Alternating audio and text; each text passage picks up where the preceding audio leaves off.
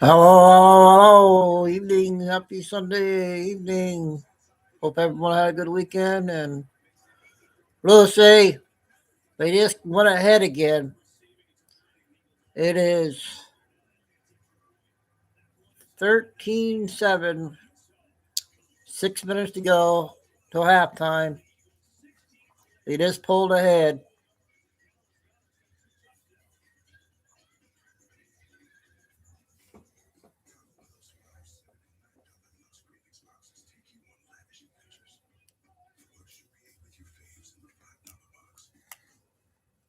It's not snowing. I thought it was supposed to be snowing there.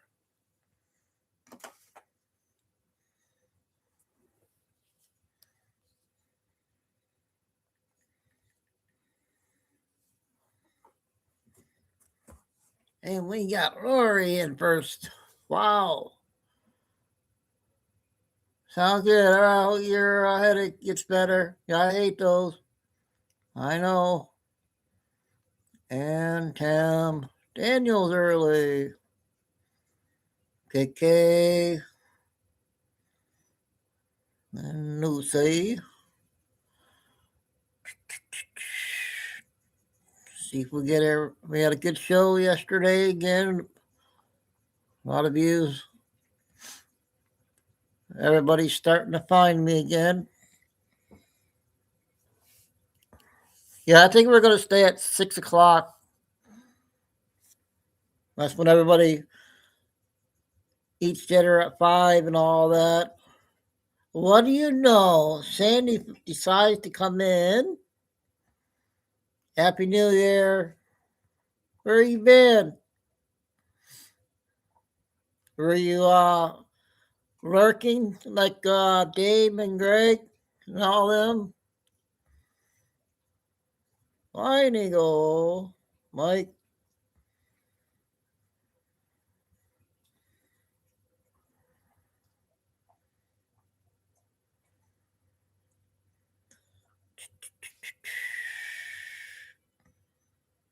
Nisa hasn't been yet in here yet since the beginning of the new year. Anderson. I don't know, Mike. That I know April 1st. I don't know how they can change that new in the beginning. They said they've been saying that for 5 years. Everyone's April's the first of the year.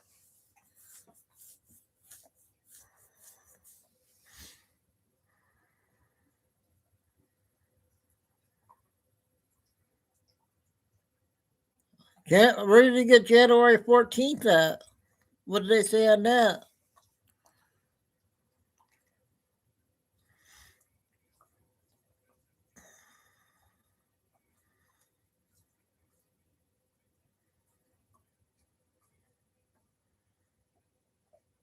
Oh, the Julian calendar. Ooh, so that would be Wednesday.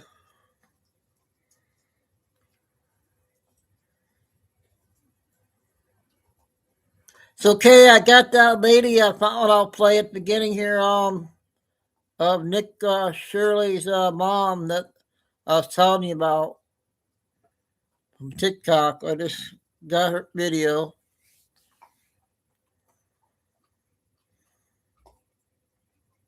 I think she was saying about Lincoln Riley birthday.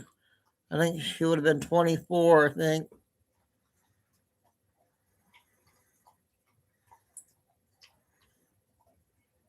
Yep, like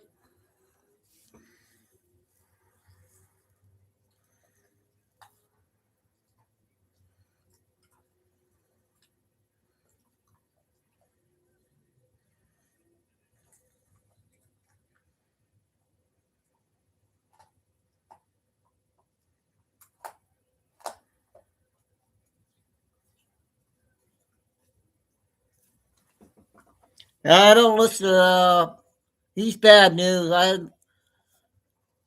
I lost interest in him and since the beginning. He's been always wrong.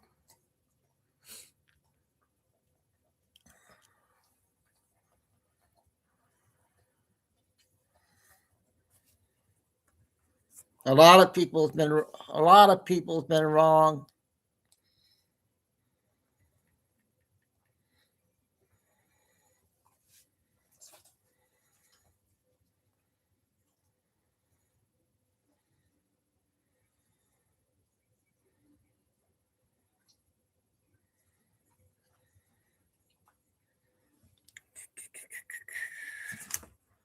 Oh, Carol, I don't know where Carol's at. Oh, Chico, Chico, Chico. I know what you want. Where are they?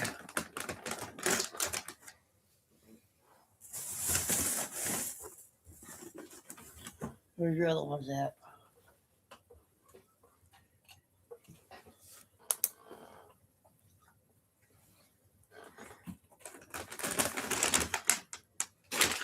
Oh, you made it on time.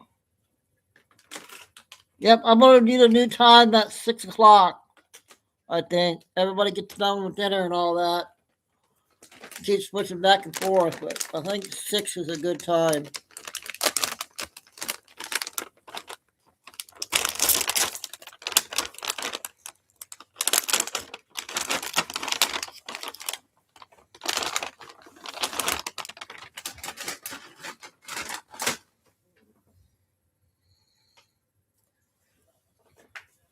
Giving Chico his treats now before we start.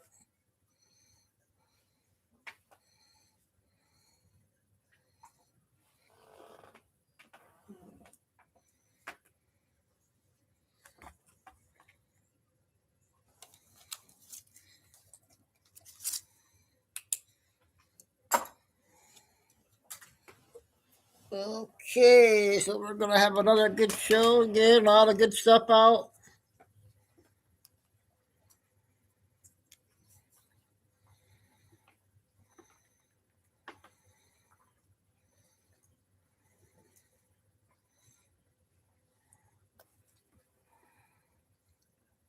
And evening. Happy Sunday, everybody.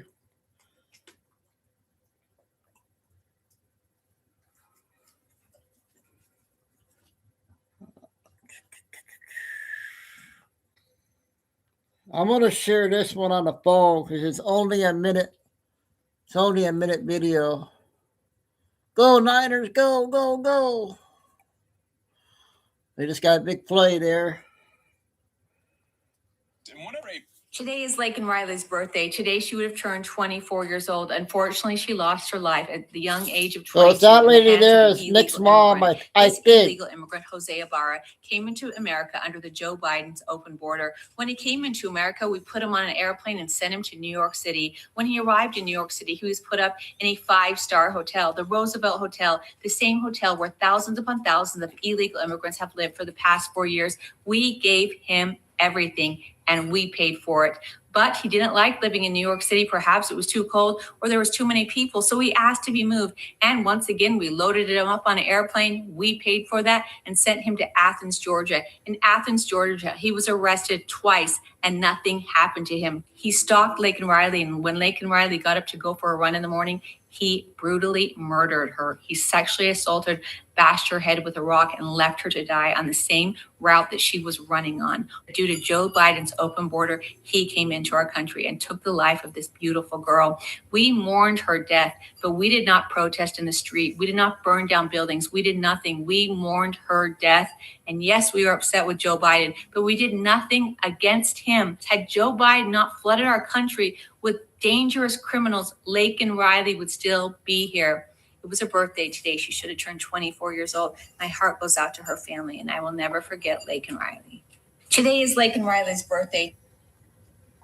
Happy birthday to Laken Riley.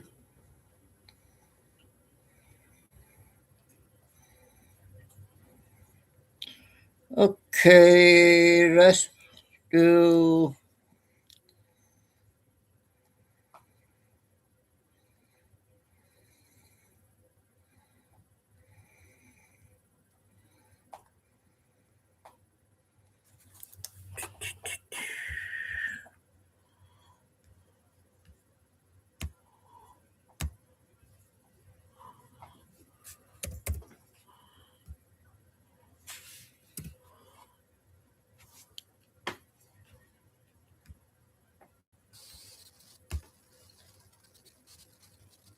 Oh, I gotta log in again. Dang it.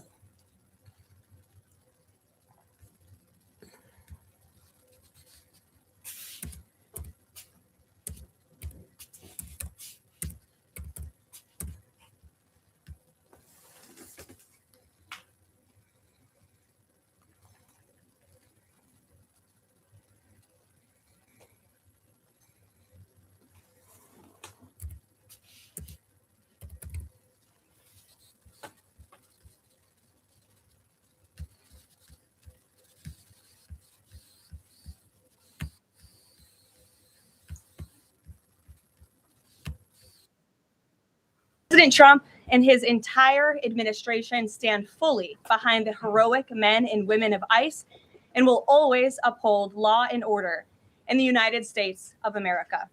The deadly incident that took place in Minnesota yesterday occurred as a result of a larger, sinister left-wing movement that has spread across our country, where our brave men and women of federal law enforcement are under organized attack. Right now, immigration and customs enforcement officers are facing a 1,200% increase in assaults, a 3,200% increase in vehicle rammings, and an 8,000% increase in death threats. ICE agents are faithfully enforcing federal law to protect the safety of the American people by removing criminal illegal aliens from our country, which is exactly what nearly 80 million Americans elected President Trump and Vice President J.D. Vance to do. Let me be clear. President Trump and his entire administration stand fully behind the... Okay, that one. Okay, and I got this is the newest one here. I got a few other ones.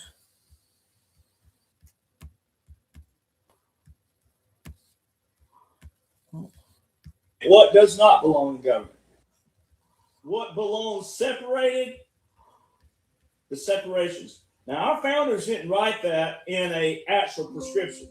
That was ideologies by them, a separation of church and state. I think it's 6 minutes. And that. 6 minutes. Those were ideologies. They felt it in their personal beliefs that church and state shouldn't be combined, and this and that shouldn't be combined. The other thing is to be content where you are. But you cannot be content where you are when you have no appreciation for a foundation. Because if you don't have a foundation that you stand on, how can you appreciate it? And how can you have faith in it? So that's why the foundation is so important of our nation. So like the liberals, let's just dab back into the sin portion of what liberals do. Liberals get out in the streets and parade around their gay pride and all these other things. Well, if you're born gay, then why do you need to parade around about it? I mean, I was born heterosexual, and I am heterosexual. Why do I need to parade around about it? If I was born that way, why do I need to, hey, I'm heterosexual. Woo, I got a flag for it. Why do you need to do that? So see, they're already doing what? They're going by a double standard. They're living a double standard. Because if you're born that way, you don't have to parade around about it. You just are. You would just be. So you don't need a flag to say, hey, this is what I am. And you don't need to shut down the city streets and block people from getting to work who were born the way they were born, and they're just doing what they're supposed to be doing every day, as the Bible prescribes. If you don't work, you don't eat, right? So everybody's doing. You got to shut down the city streets to say, hey, we're different than you. No, if you're born that way, then how is it that I don't give a dang what you are? Yeah, you guys, that's you're not doing what? I can get. Cramming it down people's throats and children. Why is it that you got to go to schoolhouses? Why is it that we have to have extracurricular classes and curriculums to teach people about your way of life if you were born that way? So that's a double standard. There's no principle in that. That's why they're not content with their life, because they're already living a double standard. They're already going against God's word. God's word specifically says that he made woman for man. Well, it's real simple. And the word woman comes from what? Wombed man. A woman has a what? You have a different body than we do. You have a womb that you carry a baby around. All right? When you get prego. It's real simple. So see, simplicities of life have been what? Altered. America became materialistic. Money, status, power, fame, fortune, materialism. You'll never be content as long as you're focused on materialism. You can't be content. You can have nice things and be content, but when your focus is on the nice things and you're always wanting more, you'll never be content. It's a mindset. It's an ideology. These people are already going against the grain of God, straight out the bat, so they're feeling a level of guilt in their minds. So they do what? They justify it, and they keep living this life, and they keep thinking they yell the loudest that it will justify their perversion, their sin. Woo! I'm preaching, ain't I? But it's the truth. Because if you're born that way, you don't need to shut down the city street to parade around about it. You would just live and let live like we do. Liberals, gays, atheists, you need people like me more than you need yourself. See, people like me, we fight for the border. We fight for the nation as a whole. I don't care what you're doing behind your closed doors, and I'm not going to come to your household and tell you what you can and can't do behind your closed doors. But we have repercussions of certain things that you do behind closed doors. If you are in your household and you're an alcoholic, and you get out in your vehicle and you drive down the road drunk and you hit a vehicle and you hurt or kill somebody, there's a repercussion of that. There's a consequence to that. There's punishment for that. No different than when you take your butt down to a schoolhouse full of children whose parents at their households don't want your crap talk in the school. Say, look, you're gay, be gay at your household. It has no place in a public sector. Same thing with the government. Abortion, sex change, all these things has no place in a federal setting. I don't personally believe it should be in a state setting, but it definitely don't need to be in a federal, because once it becomes up for interpretation, when that interpretation goes against what you want, then you start doing what, liberals? You yell at the people who are interpreting. And the way you live and let live. Okay, that was a 6-minute one, the latest. I got some other ones later.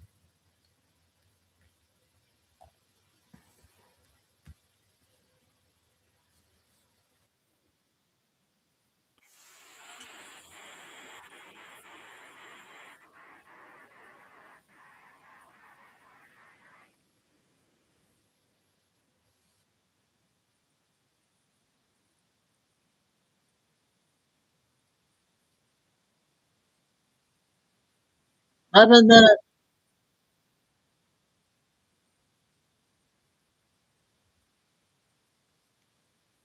finance. Apparently, I think there might be something funny going on with the hairdresser. We are all over this here today. New allegations about Letitia James that are being probed. Meanwhile, I mean, we got the left kind of exploding, if you would, all over the country, in blue cities all over the country.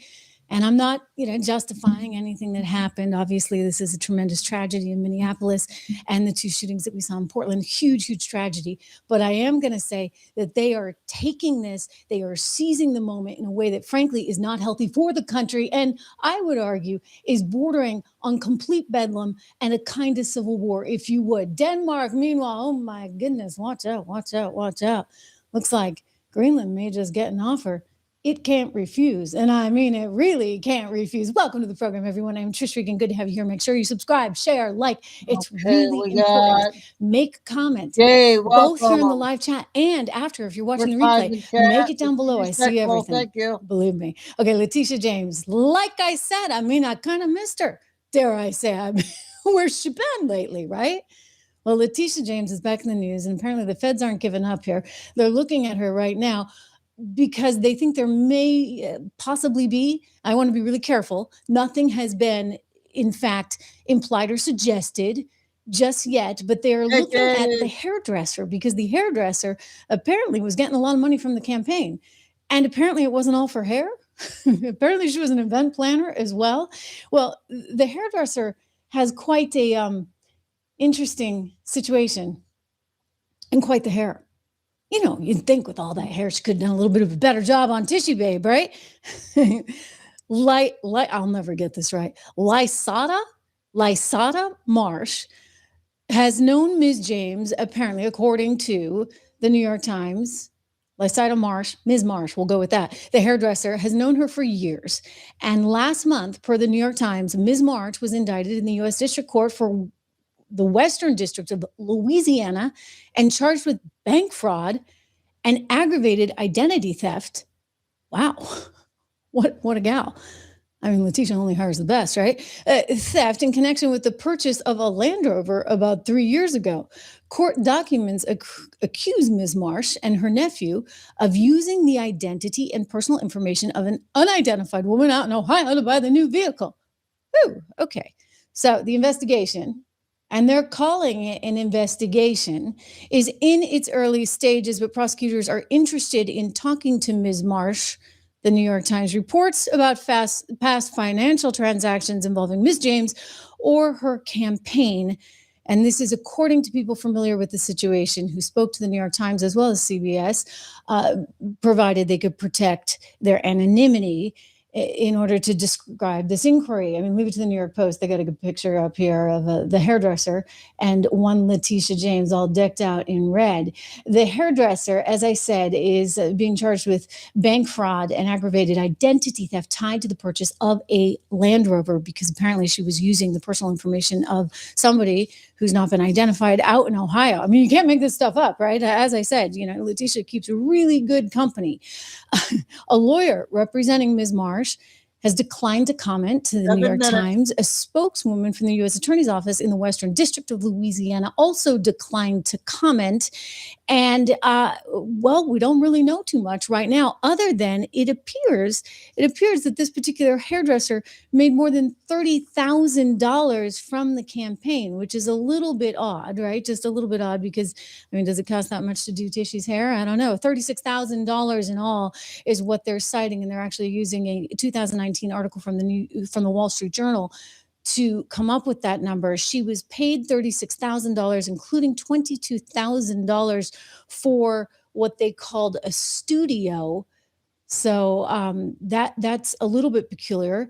I should point out that Letitia James has not been accused of any wrongdoing here in relation to one Ms. Marsh, nor has Ms. Marsh been accused of wrongdoing related to the Attorney General, Letitia James. But prosecutors are interested in this in part because of the 2018 campaign for Attorney General making these payments to Ms. Marsh to rent a Brooklyn studio that she owns. They also scrutinized payments to Ms. Marsh related to a musical performance at an Albany, New York political event. Yep. So does she sing too? Everybody likes her, yeah.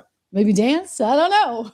But I think it's interesting because, you know, they're not giving up. And by the way, that's what Abby Lowell, the attorney for one Letitia James is saying. Again, here is the lovely Ms. Marsh. Abby Lowell, who represents Ms. James, is saying basically, effectively, that they're getting desperate. And this is, quote, the string of failures, a reflection of the frustration with the, quote, string of failures in carrying out President Trump's political vendetta. He characterized the prosecution of Ms. Marsh, who you're looking at, as an attempt to shake down people based on their association with Ms. James. Like their earlier attempts, Abby Lowell says, by the way, he cost a pretty penny, and I guess New York taxpayers are paying part of that. Part of it, not all of it, as we understand. This attack on Ms. James is doomed to fail. The desperation of those working for Trump is palatable and makes it a real stain on this Justice Department that I guess, in his view, is already full of stains. And by the way, I don't totally disagree with that because I've been a little frustrated with this Justice Department. As you well know, I've been a little frustrated with Pam Bondi, a little frustrated that they had 2 indictments that they brought in Norfolk, Virginia against Letitia James for alleged mortgage fraud. And they seem to have some pretty good documentation. We've been through it multiple times here on the Trish Regan show. Like I said, I kind of miss the lady. I mean, we've seen it all, right? And yet they couldn't get to first base with that, which makes you kind of wonder, like, what's going on? Why didn't they have the ability to take that one forward? And you can't tell me it was just a biased jury. I think that you're not putting very good lawyers into the slot. And Pam, don't get me started on the statute of limitations. And by the way, Don Baca, if you're watching this right now, I'm right on the statute of limitations. You're wrong on the statute of limitations. I see his comments sometimes in the live chat. And I'll tell you, I've spoken to numerous constitutional attorneys about this, because believe me, if there was a way to get James Comey on what is believed to have been lies that he told, and we've played the sound bites, right, to Congress while testifying, was it on? then we would have wanted to have had that. That was back in, I guess, September of 2020. He seems to have perjured himself. And you had only until September 30th, 2025, before that statute of limitations ran out. And even though the judge dropped those cases because of course, Lindsay Halligan, the very attractive Lindsay Halligan, we won't hold that against her, believe me. But Lindsay Halligan did not have the quote unquote proper ability to go after James Comey because they waited too long. I mean, just pure, plain and simple. And this is where I get very frustrated with Pam, because she keeps telling us, okay, we got more. And it's like, there's nothing there. And then when it comes time that they really might have something, they really screw it up. In the case of James Comey, Eric Siebert, who was the U.S. attorney there in Eastern Virginia, I mean, he's hanging out with like Comey's brother-in-law, for goodness sakes. Comey's brother-in-law is working in the office. Not brother-in-law, forgive me, son-in-law. That's even worse. All right. This is the son-in-law's working in the office. Eric Siebert never brings those charges. He says, oh, I can't. Well, if it's that big a deal to you, Pam, to get those charges brought forward, I mean, you did get an indictment after all, then why would you not have been monitoring him and had like a big sticky note on the computer saying, guess what? Statute of limitations is coming up. You're not going to have a chance to go back on this one. Right. I'm sorry. Like they're not going to give you extra time to turn in the homework because you were sick last weekend. Okay. That's this kind of situation. You guys screwed up. It is what it is. So we're now in an environment where Letitia James and James Comey are seemingly off the hook. And I think a lot of people are really tired of that. So, there may be something to what Abby Lowell's saying in fairness, right? I mean, I think they want to get her on something. And now they get the hairdresser in there. And the hairdresser is obviously kind of a sketchy character. If, in fact, those allegations against her are true, we're talking bank fraud, for goodness sakes. So if they go after the hairdresser, and then that's a way, gosh, it sounds like RICO or something, right? That gets a way to get after Letitia James. They might have something there. What are they looking for? They're looking for any kind of improper or involved misrepresentations, fraud, miscoding of expenses that may have happened in the campaign. The problem with this, I'm just going to say it, is that it still is hard to tag it back to Letitia, because Letitia's going to look at you and say, oh, well, it was my treasurer on the campaign that did this. So they're going to really have to put something together if there's anything there. But I think what's interesting is it shows you they don't want to give up. They're going back at Letitia James. We did get news just yesterday, and this is not good news, but it's not bad news. Here, let me be careful how I say this, because it's merely news that tells us that Letitia James could still be gone after or investigated for what is considered a violation of civil rights. You might be familiar, right, with the case that had been brought against, here we go. I just wanted to show you this as well, because there's a judge there in New York that said that the attorney that was investigating Letitia James for possibly have violated one Donald Trump's civil rights. Well, he was told that he's not to have that position because he has not been properly appointed and he didn't get confirmed by Senate, et cetera.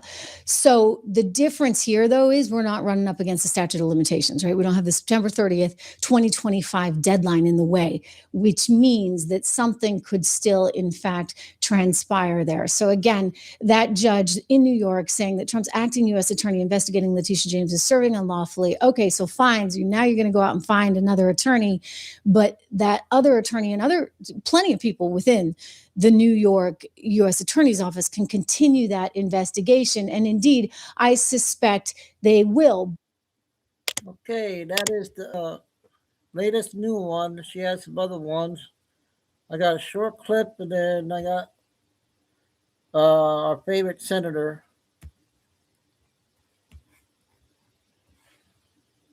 Oh wait, something else.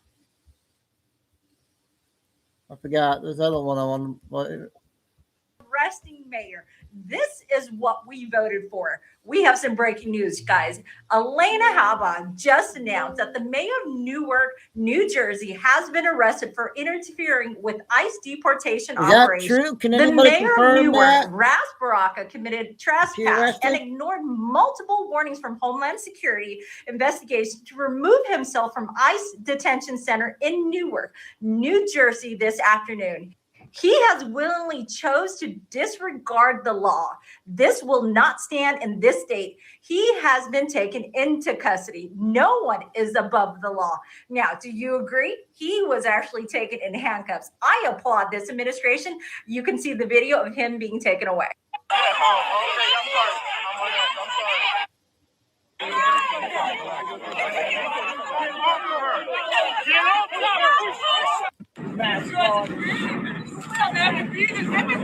From arresting judges to now arrest. That's all there was.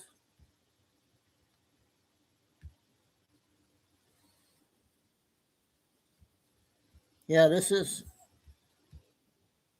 House put some of this speculation to rest if they were to just release the entire video of the strike that killed those two survivors. Yeah, I'm That's what I fine was with like to them hear. release the video. I haven't seen any of them except on social media. Do you think they should just release this I'm video? fine with it. Yeah, I'd like to see them myself. Now, will they do that? Not, I don't know. What are the national security implications? I don't know. They supposedly have been coming around picking select group of senators to show them the video and About 2 minutes, I think. but I haven't seen them yet. I mean, I honestly, if I were king for a day, don't aspire to be, but I'd ask Senator or Secretary now Rubio to just call a press conference and let him explain to the American people the legal basis for doing this, what national security shows about this without divulging classified information. I'd bring along Secretary Hegseth as well and just answer questions until people don't have any more questions. Senator, from what you've heard or read about the strikes, do you have any concerns that potentially the administration's conduct was out of bounds? I don't answer questions anymore when reporters start out with, "Do you have concern? Are you concerned?" Because then, if I say I'm concerned, you print that I'm concerned and something's wrong. And if I'm saying I'm not concerned, you print that I don't give a damn. Do you believe So that? I don't think that's a fair question. Do you No offense. Do you believe that the administration acted within its authority in a legal manner? I do. On healthcare, there's a slew of proposals floating around from Republicans. Are you confident that Republicans will be able to coalesce around one plan? And then No, I'm not. No, the only way for us to be able to lower the cost of healthcare is to do another reconciliation bill. We don't live in la la land. I know some of my colleagues think that we can sit down with some of my Democratic colleagues and we can reach an agreement on fixing Obamacare. I wish I could be that sanguine. I think there are some Democrats that are in very good faith, but most of them just want to keep the cost of health care as a campaign issue for the midterms. And the truth of the matter is that Obamacare is broken. When we adopted Obamacare, we were told that insurance would be cheaper and more accessible. It's been neither. We were told it would make our lives better. It's made our lives worse. The damn thing's broken, and we ought to address it. But the only way that I can see us addressing it is through a reconciliation bill. And for the life of me, I cannot figure out why my friend Senator Thune will not agree to do another reconciliation bill. I just can't. It's beyond me. Why would you give up the chance to to put together sound social and economic policy when you only need 51 votes to do it? Why would you give that up? It's almost, I don't understand it. But I'm going to keep pounding him like he stole Christmas. On these Venezuelan boats. Okay, that's our latest on our favorite senator.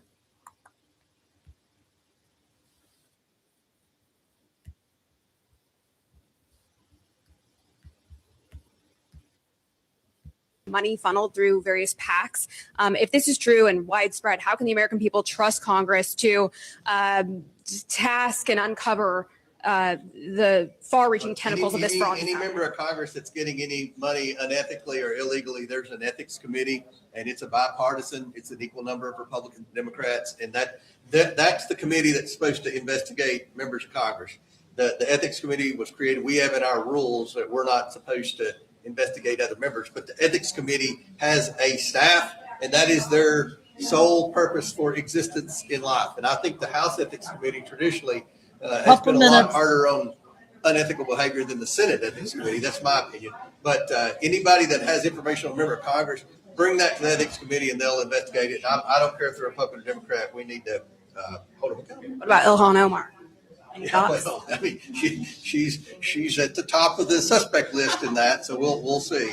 But I can tell you, my members, there are going to be ethics complaints filed against Omar. She had an opportunity to come in here today. Yeah, she was actually right across the hall at the Black Caucus lunch. If there was anything about Kentucky, I would have been there, and I think that's the way it is with most members, especially the Somali. This is a hearing about Somali fraud.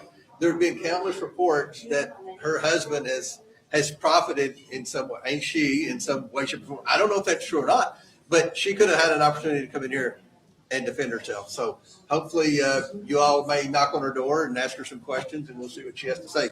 There are reports that members of Congress are actually receiving daycare and healthcare clinic money funneled through various PACs. If this is true and widespread, how can the American people trust Congress to task and uncover the far-reaching tentacles of this fraud? Any member of Congress that's getting any money. Okay, that was more news on Omar, I think that was.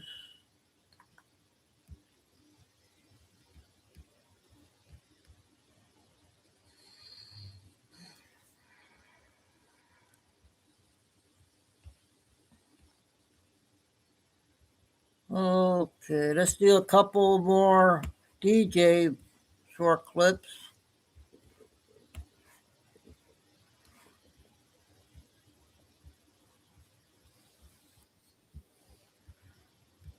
And there's 102. And it says that he is sending 3,000 reserve components to Europe. Okay. That's the loudest. Well, let me show you how you debunk people. People would still say, well, Joe Biden wrote that. No, he didn't. I can't hear it. The foundational orders are back here. This is how a president becomes a wartime president, was back here. Donald Trump's a wartime president. It's already under a military occupancy. See, all these laws and orders are still under the occupancy and under the continuity government, because that's your foundation back here. Well, let's take that executive order. If Joe Biden was president, this is why veterans, I call you out. I call you out. You can decide how you're being called out. But if you raise your right hand, when you raise your right hand to take an oath, as I did, 10 U.S. Code Section 502. 10, Title 10. Title 10. The only person who can federalize the National Guard and reserve components to active duty is the President of the United States of America. That's Title 10. You don't have to like it, but it's the same Title 10. You can't have one without the other. You can't believe in the military and then say, well, I don't believe this is happening. Well, sorry, we got our own laws and orders. This is them.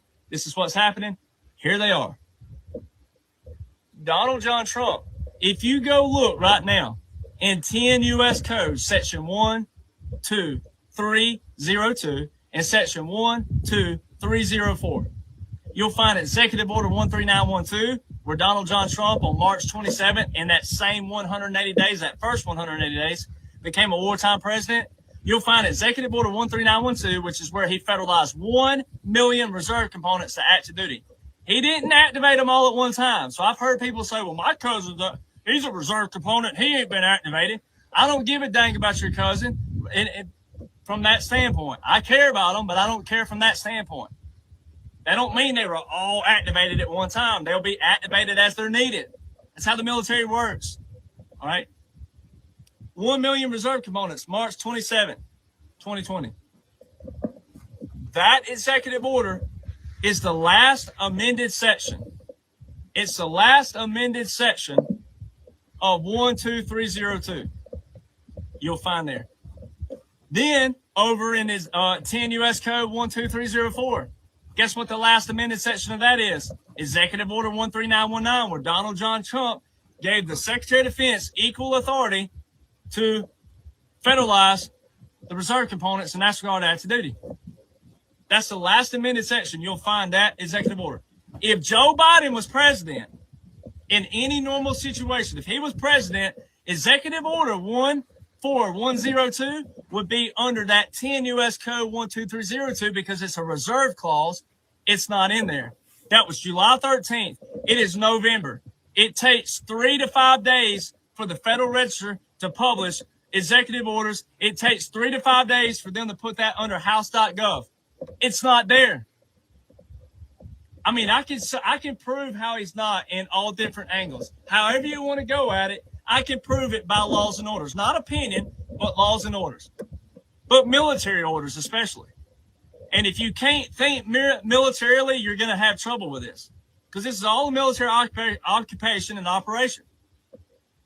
And anytime you get frustrated and you can't understand the laws and orders, well, the Law of War Manual and the continuity of government shows what's going on and the dates of those, when they were set up, when they were established, when they were passed. So everything still falls under the military occupation and the continuity of government. That's your foundation. That's your umbrella. I used to have an accounting professor at Colorado State University, and she taught accounting. She said, we are the company. She wore a ball cap. We are the company. This is the company, right? We're going to operate from here looking out, not outside looking in. I'm showing you what's happening. This is the laws and orders. This shows that Donald Trump is a commander-in-chief legally. Now, he's in a puppet state in a different manner because just in time, Carol. They put him in visually to operate 4 years to set up all the legislation. All right? He set up all the legislation. And then all his legislation is legislating and operating all this 4 years right now in a puppet state. But they had to bring down these people in a different manner because these people weren't going down without a fight either. So all this was going on back here, and his legislation and all his speeches predict, they're forecasts. They're telling you everything he said back here is taking place now, and everything he's saying now is about to take place. And I'll show you great examples of that in a minute. But all his 4 years there set up this 4 years, and then the next 4. So you pull him back in a legal manner. They legally made him a commander-in-chief. Thank you, Military Justice Act. Thank you, Osama, yo mama, Obama. Thank you. Thank you, Ginsburg. Thank you, Supreme Court. Y'all had other plans with it, but the military stepped in and boom, disrupted those plans. So they put Donald Trump in visually with legislation, pulled him back legally. He's legal commander-in-chief, and you're going to put him back in visually. So he gets 12 years instead of 8 to clean out and dissolve the whole federal corporation. And it's going to be for everybody. Here's how you know. Not only do I show you aircraft daily who are under orders, there's multiple aircraft in and out of here daily since those orders from Italy, France, Germany, Australia, Netherlands, Japan was here this morning, Mexico, Canada. There's so many, Tunisia of all people, Nigeria, Algeria. There's all these are in and out since those orders were given. They're not just flying in our airspace for nothing, ladies and gentlemen. They're under orders. I'm showing you where the orders are. All right. Any veteran that said they're just training, get out of here. Joe Biden wrote Executive Order 1. Okay, that's another one of DJ.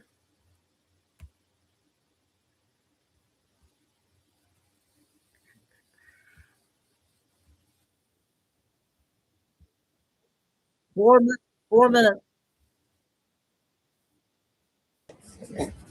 People, somebody called me, a friend of mine, and she asked me, she said, I want a simple answer, and I have a feeling you actually have a real answer for this. And please explain to me why Donald Trump is putting his name on all of these buildings. And I'm like, well, I We will play this yet do already? my best to make it as simple as possible. When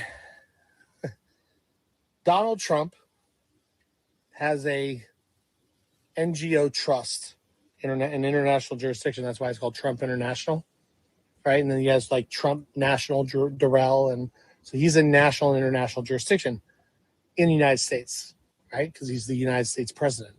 He's under United States law. By him doing this, he is changing the jurisdiction of those facilities. Let me give you an example. The Trump Kennedy Center, right, now goes under international law and national law, okay, and an American non-governmental organization under a trust, which is Trump's trust. Him granting that means that there are no documents under the federal government that say Trump Kennedy Center. When there are no documents that say the Trump Kennedy Center, and that's the official name, that is now in a new jurisdiction that's outside of Congress, which means Congress doesn't have any authority. And the people that Congress put in place, like the ex officio, whatever, they have no say because they're foreign. And Congress has been evicted and they are tenants awaiting eviction. So what he's doing is he is transferring. So when he says like the Trump East Wing is now the Trump ballroom, whatever, well, that's a whole new jurisdiction. It's a whole new reality. It's a whole new place that they have no documents that match. And since they're speaking in a different dictionary with a different language, and Trump has a right to his name because it is global, international, the Trump brand name needs to give authorization to use.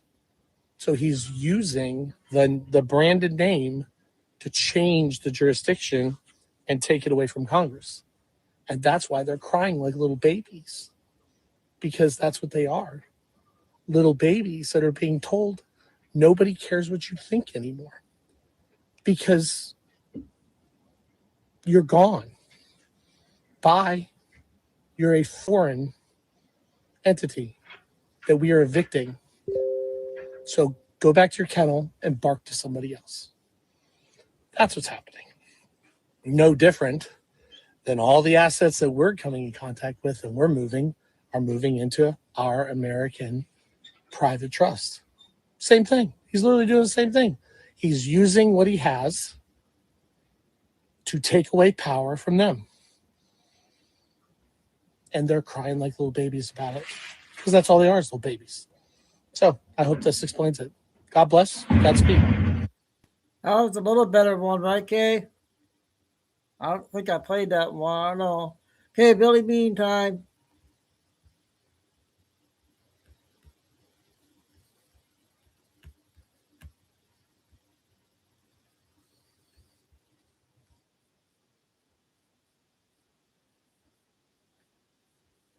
February 11, 2026, time in Texas, about 10 a.m. Some things we'll cover today. 20 Delta down 100 plus in Venezuela. They had secret weapons. Mexico next. Iran military kills 2,000 citizens. President Trump has taken the U.S. out of the UN peacekeeping group. And we have this. Denmark racist monster government to Greenland. So let's get started. Some of my sources are God in the Bible Patriot subscribers, BBC, Hal Turner, Michael Jaco, Daily Mail, Paul Begley, Deep Dive, BP Earthwatch Plus. So let's get started. So we have this going on. So we have, and we saw that tragic shooting in Minnesota, a confrontation between a paid anti-government activist against ICE, where the citizen weaponized her vehicle against ICE agents and was shot dead. President Trump had in Minnesota 2,000 ICE agents. He is now activating another 1,000 to Minnesota. Okay, Biddy just came out with Tim Walsh on resigning. We'll be playing that next. If he signs the Insurrection Act, he will then send in the U.S. military. Because what we're seeing in Minnesota are paid anti-U.S. government activists. So that's going on. And we have this from Pastor Paul Begley. So we have that in South Africa, and we know South Africa is also, so the U.S. is going to be acting against several nations. They've already taken Venezuela,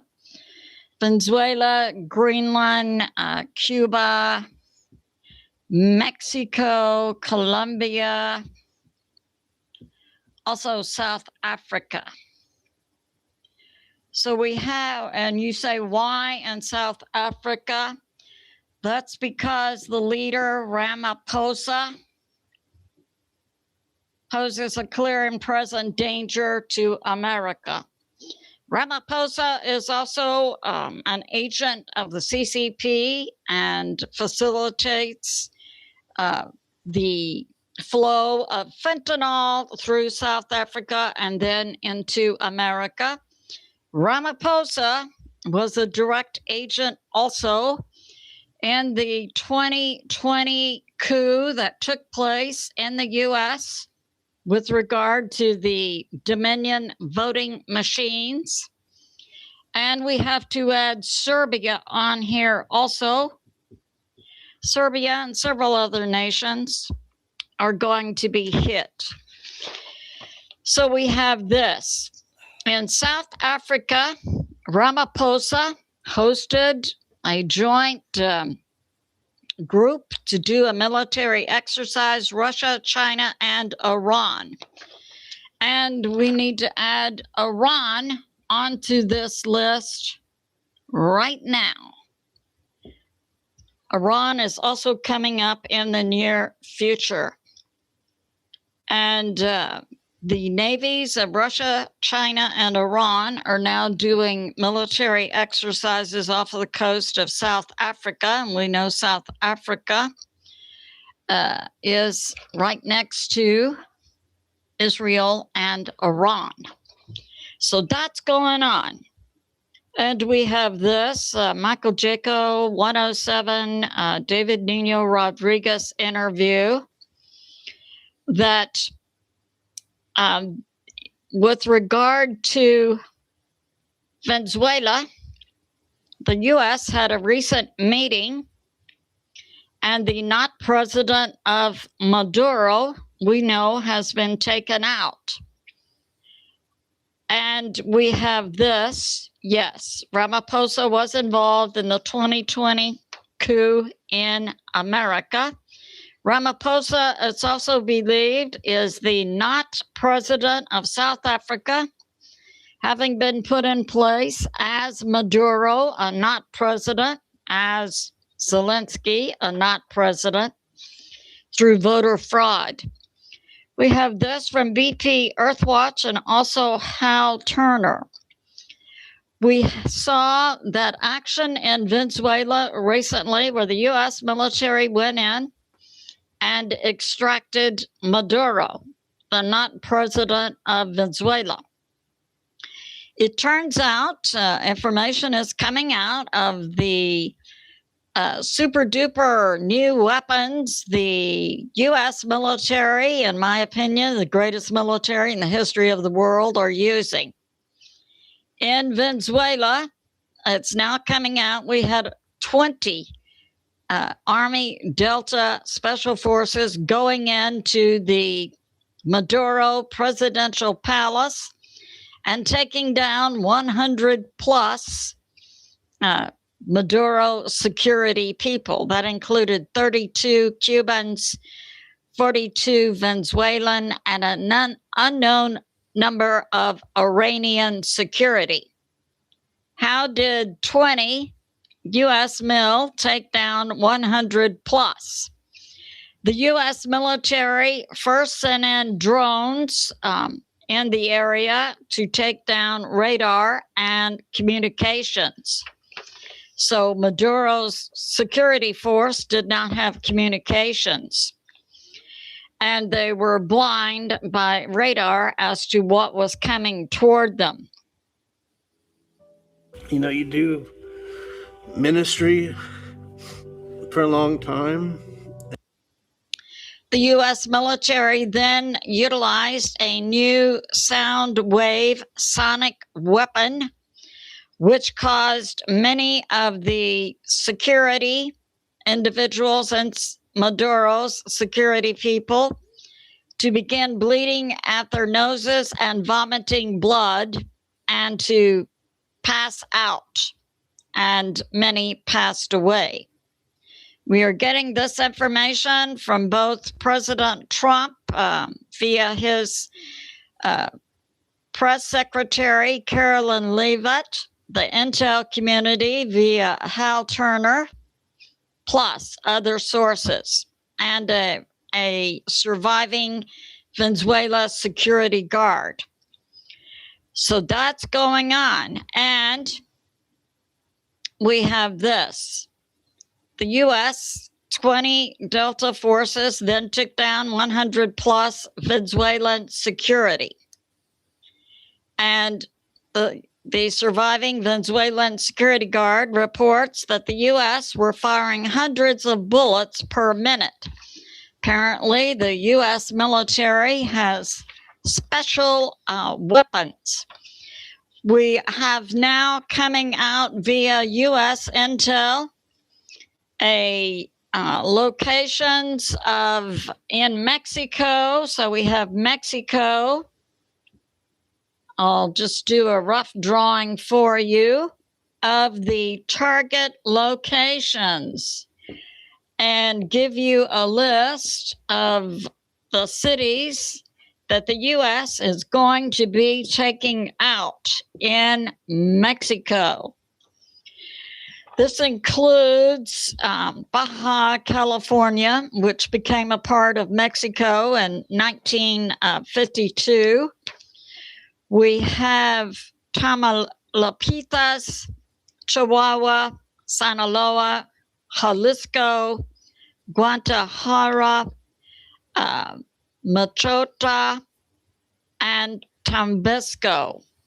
So the U.S. military has drawn up a list of targets it's going to hit in Mexico. And as I've just given out the information, the U.S. military possesses weapons that cannot be acted against.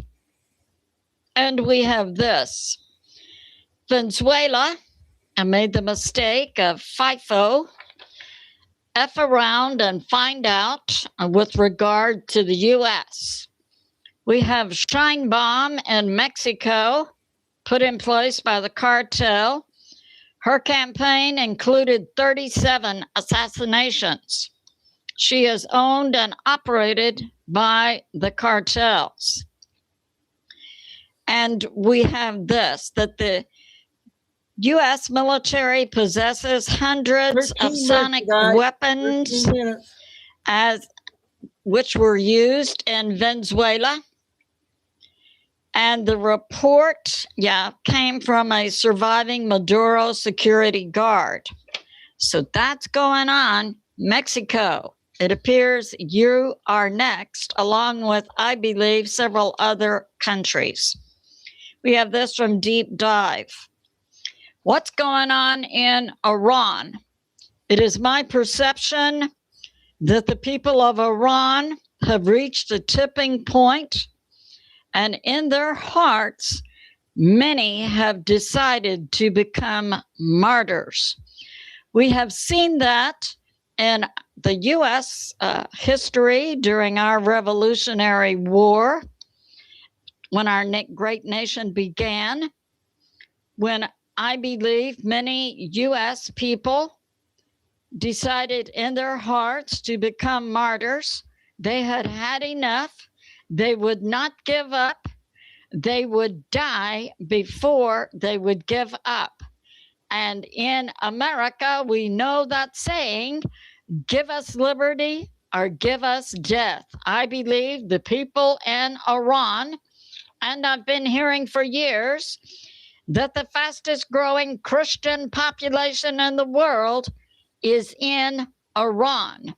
And I believe the people in Iran have reached a tipping point with their government and have decided in their hearts that they will continue even to the point of death, becoming martyrs. So Deep Dive yesterday reported 200 dead in Iran. That was earlier in the day, killed by the Iranian military. And that. Do you support Israel and the Jewish people? Now, more than ever, Israel needs committed. Several sources have stated that the people in Iran are also burning down mosques. This comes from Deep Dive and Daily Mail. And we're hearing rumors, so far unconfirmed, that the Ayatollah has either left Iran or is in the position to immediately leave Iran and go to Russia. So that's going on. So we saw yesterday an early report that 200 Iranian people had been killed. And now we have this. I believe the people want freedom or they want death, from Michael Jaco. That what could have been the tipping point for the Iranian people was the Mullah Iran Muslim extreme government with their clothes police beating women in the street if they show skin. Recently beat to death a young girl about 10 years old who was showing an inch of skin on her arm as she played in the street. I believe a tipping point has been reached by the Iranian people that they are committed to being martyrs and they will not back down. And we have this. That, yes, Iran, I believe, many people in Iran are Christians. And so we know we receive liberty through our worship of Jesus Christ, who releases us from evil. And we have this, that, it's unconfirmed that the Ayatollah has left Iran. We believe his plane is ready on the tarmac, but he has not left yet. And we have this from the BBC, that many hospitals are reporting they're overwhelmed. I recall a report of one hospital just yesterday receiving 70 bodies. And we have hospitals being overwhelmed in Tehran and several other cities.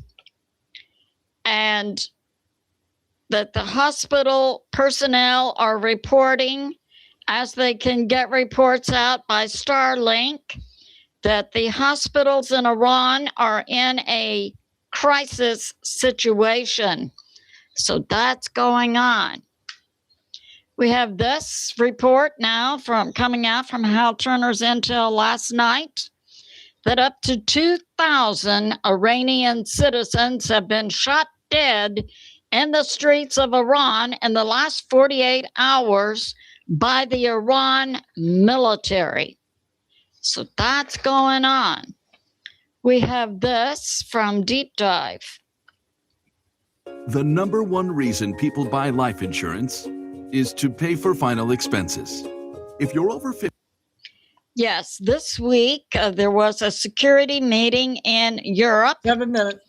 Talking about NATO providing security inside Ukraine once a ceasefire has been declared. And we know that Russia has routinely said they would not agree to a ceasefire. But this meeting in Europe this week was to talk about NATO providing peacekeeping troops in Ukraine. We know that President Trump has said there will be no U.S. boots on the ground in a peacekeeping effort inside Ukraine. And we have this, yes, and soon after this, I believe about last Thursday night, Russia hit Lviv with an Oreshnik, and before Russia launched the Oreshnik, they gave a courtesy call to the U.S. to advise the U.S. that the Oreshnik, medium ICBM, was not armed with nukes nor warheads. So the Oreshnik came into Lviv and did kinetic damage to many facilities, including cutting off natural gas to Kiev, the capital city of Ukraine. Then on the past few days, the mayor of Kiev advised the citizens in Kiev to evacuate.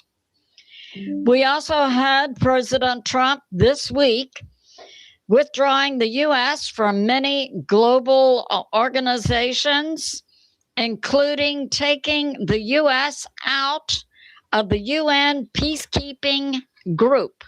So way to go, President Trump. And we have this.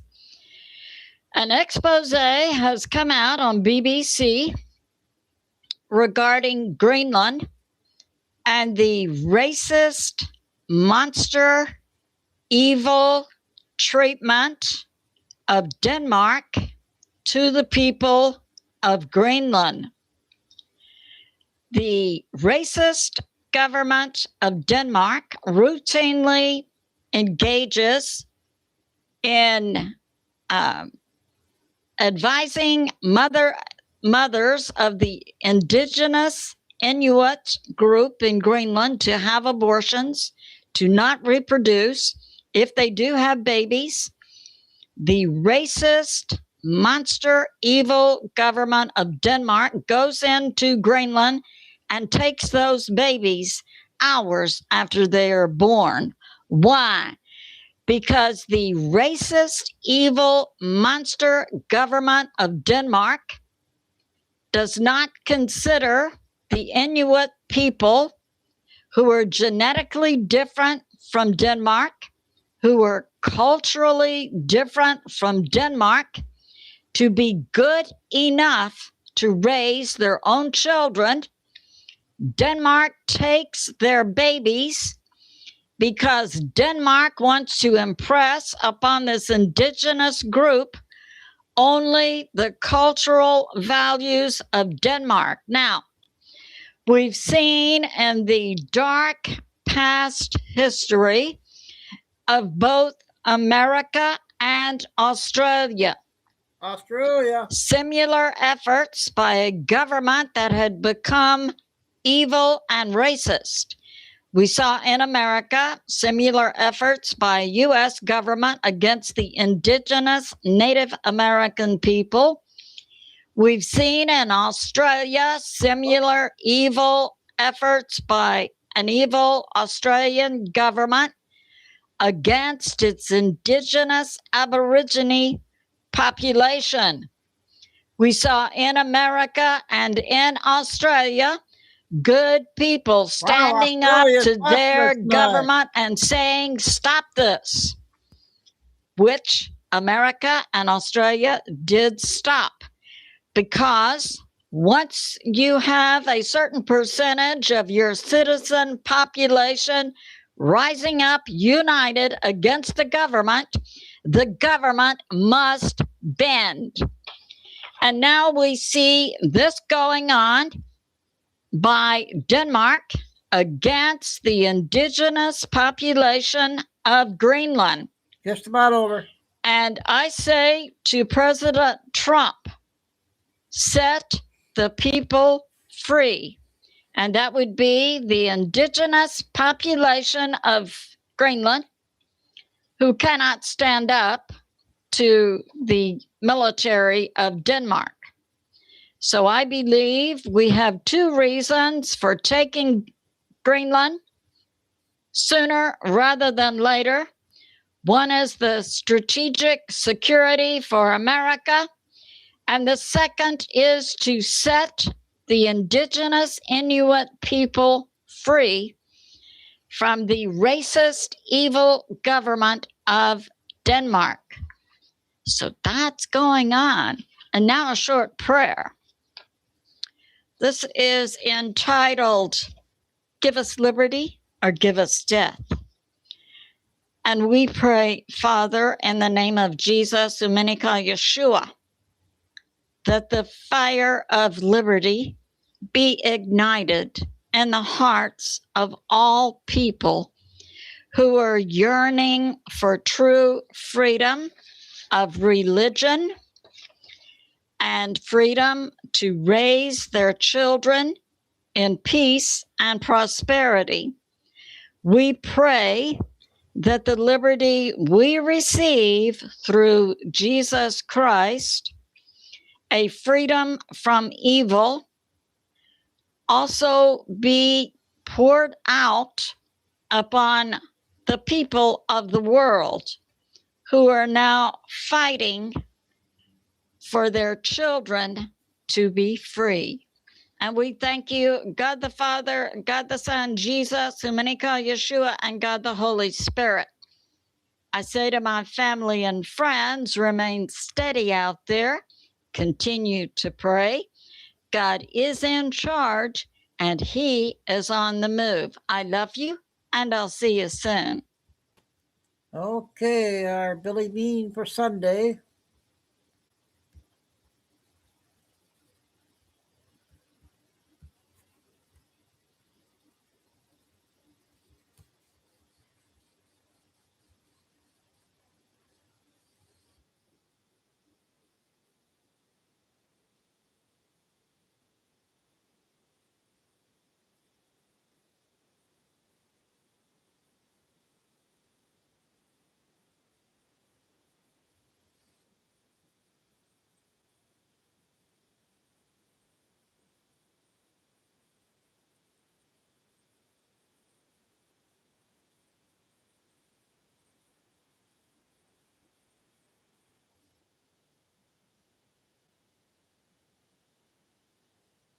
Roberto! Happy New Year!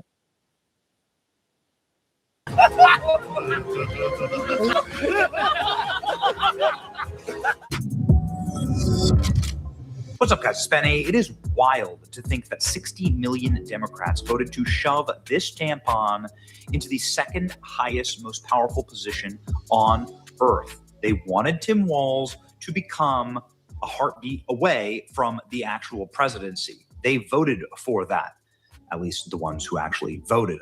I just assume that about half of that is fraud, glitches, criminal aliens, or so on.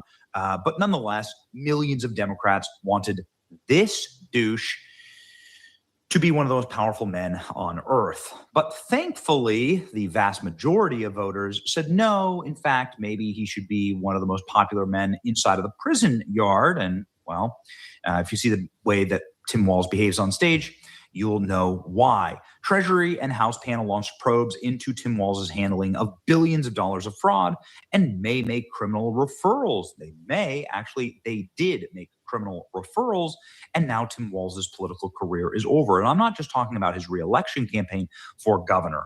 Tim Walz and Keith Ellison, he's the attorney general, criminally referred to the DOJ for investigation over Minnesota fraud. Now, the DOJ has a bad track record of not following up on this kind of stuff, but nonetheless, it's good to see a little bit of action from Congress. Here's the paperwork and the citations. What are we sending for criminal referral here? This would be violations of U.S. code, which govern conspiracy to defraud the United States, aiding and abetting federal offenses. That's kind of what they did, actually. So Anna Paulina Luna says that she's referring both to the DOJ and Elon Musk, saying it's time they did time. Walz obviously has had a very, very bad track record here. He lied about his military service. He honeymooned in China. He has a DUI. He announced that he woke up wishing President Trump had died. And he's now overseeing one of the largest fraud scandals in human history. And so it's not been great. The Small Business Association has also slammed the door on Minnesota, as has the Treasury Secretary. Bessett launches investigation into Tim Walz recklessly allowing a Somalian terror group to get welfare dollars. We are acting fast to ensure American taxes are not funding global terror. The Treasury Department has banned all wires for welfare recipients out of the country. That is very, very smart. Things are getting really, really bad for Tim Walz. Local Minnesota news is reporting that Scott Bessett is now cracking down on the states. They can no longer receive HHS dollars. They can no longer receive money from the Department of Labor, no longer receive, at my direction, the U.S. Treasury is investigating. This is all really, really bad for Tampon Tim. Here's Kelly Loeffler talking about it. It's crazy. This is a whole of government crackdown, not to mention the brand new Assistant Attorney General to look into fraud, which of course I'm sure Minnesota will be the top of the list. Tim Walz, to defend himself, says it's not just Somalis. Minnesota is a prosperous state. It is a well-run state that attracts criminals. Not really a great advertisement for your state. Tim Walz has been a very bad advertisement for a state for a very long time. It's been a nightmare. His state has been run as a nightmare. Nobody's even sure if Tim Walz is the legitimate governor of Minnesota because, well, he just straight up, this dude, like, let's just call it what it is.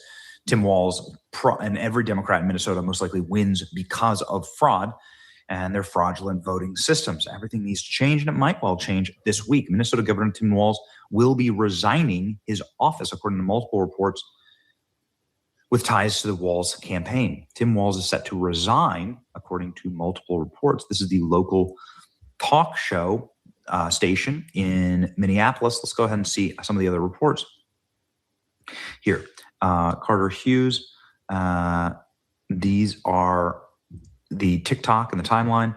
Minnesota Governor Tim Walz is set to resign within the week, according to multiple reports from within the Walz campaign. This comes after he was referred for criminal indictment for Somali fraud. If you think Tim Walz should resign in disgrace tonight, like this reply. Many are calling on Tim Walz to resign. Nancy Mace was one of them, saying that the fraud has run rampant. Nancy Mace is also running for governor in South Carolina. Republican Tom Emmer says that Tim Walz is likely to be arrested if he doesn't resign. It's time for Republicans to stop talking and start doing. Yeah, high-level officials have resigned or been fired by Tim Walz over the $9 billion in fraud. Nope, no one. Come here. J.D. Vance calls on Tim Walz to resign. I think Tim Walz should resign because it's very clear that he either knew about the fraud in Minneapolis or at the very least he looked the other way. Unbelievable incompetence. And remember, it was J.D. Vance versus Tim Walz on the debate stage in 2024. Tim Walz retaliated against fraud whistleblowers. He shouldn't just resign. He should leave the office in handcuffs, saying Tom Emmer of Minnesota. Holy smokes. Tim Walz is panicked and losing his mind. In front of millions, I will resign over my dead body. I will fight it to the very end.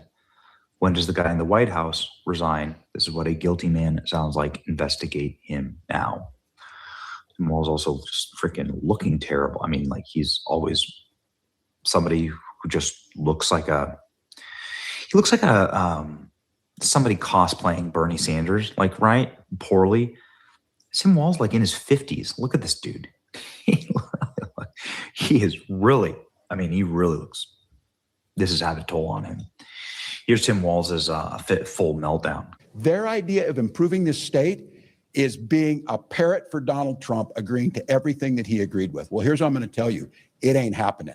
I'm not going anywhere. And you can make all your requests for me to resign over my dead body. Will that happen? I will fight this thing till the very end to make this state better. And the question that I think they need to decide is when did the guy in the White House resign? When does he take accountability for what he did? So, yeah, I guess we'll see. But if the entire federal government is investigating you for fraud, and if your existence is going to bring down the prospects of the entire Democrat Party, and the Democrat Party, of course, can't lose Minnesota, they're going to lose a bunch of other states. They're going to lose a ton of electoral votes. They can't lose the state of Minnesota. If you had a Republican come in there and actually clean up the process and the system, Minnesota is, in fact, a red state. It would be a sight to behold. And so the Democrats don't have any loyalty to Tim Walz. They don't care about Tim Walz at all. They would throw him right in the meat grinder with the next guy, just like they did with Joe Biden. I guess we'll see. Like, comment, and share this video if you. Okay, that's a big one there, you guys. Big news. See where we're at here. Oh, we got Q just came out.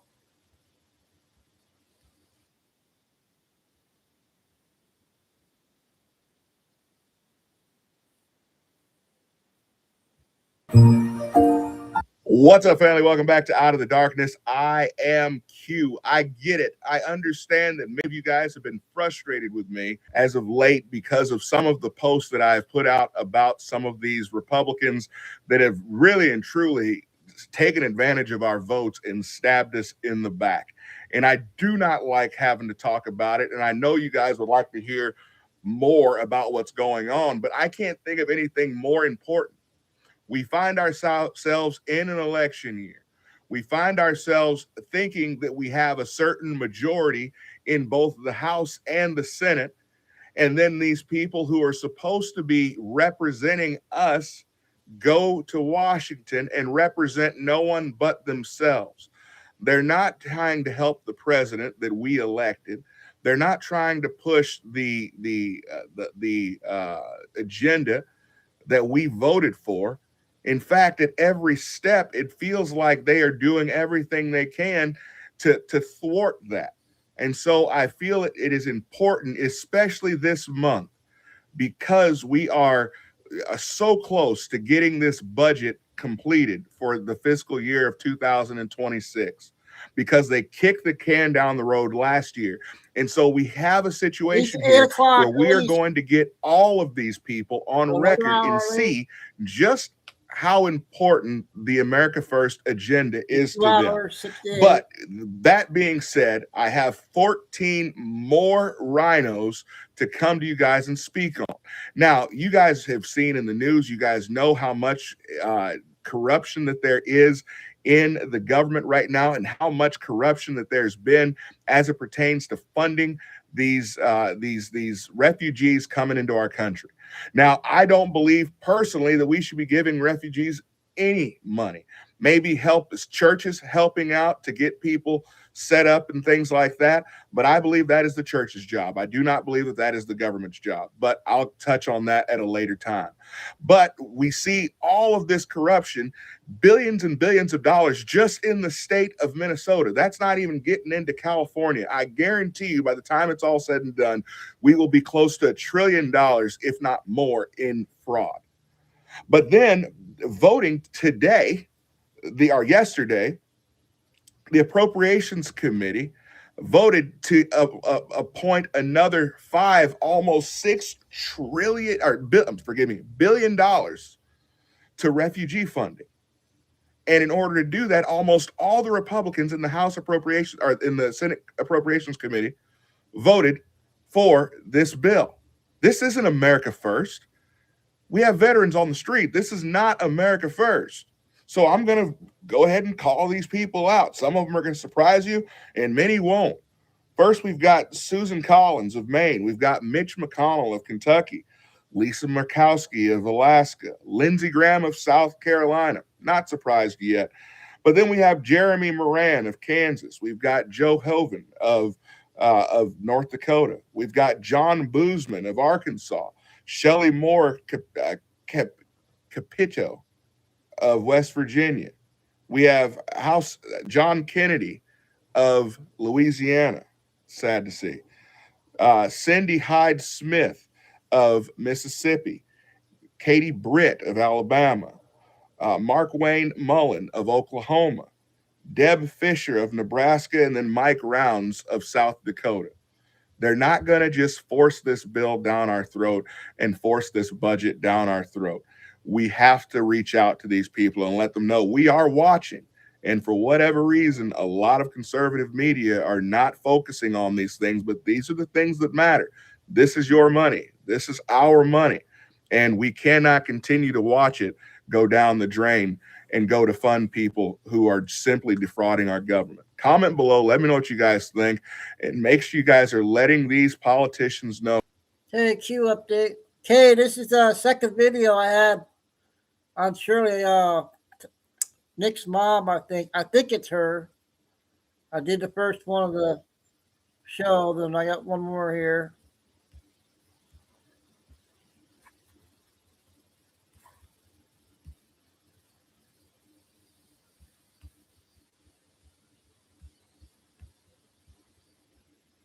Compared the birth of Jesus Christ.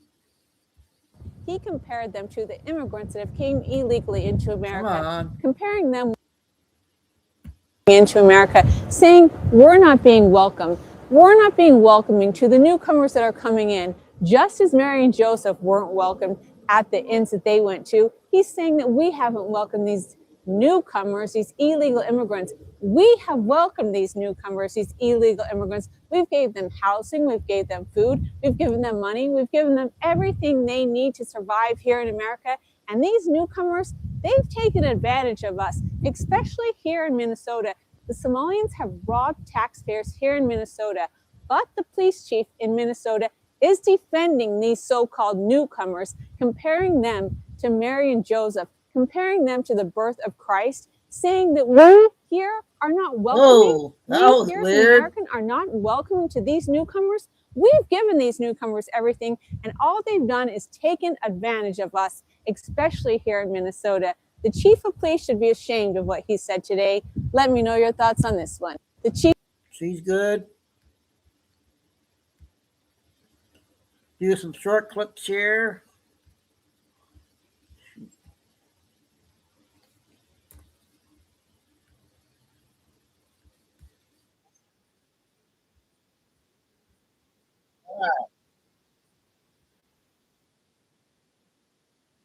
Sorry about that, you guys. You guys. 3 minutes.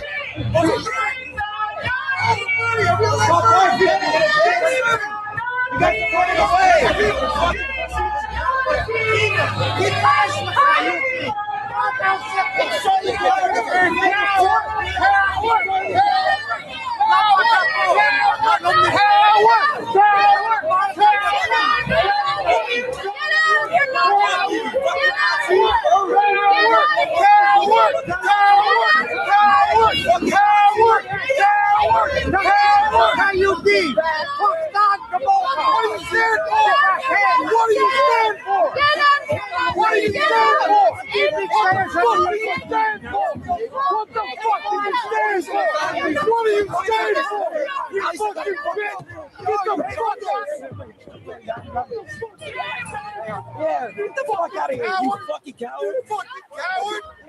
Get the fuck out. See, get the fuck out of New York. Get the fuck out of New York. New York. Hey, Salt Lake Energy,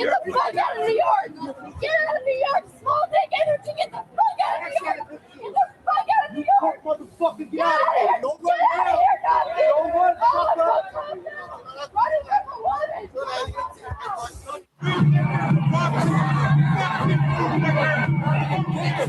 Fuck you. Fuck you. Hey guys, don't touch each other. You can say what you want. You're gonna get arrested if you guys touch. Don't be violent.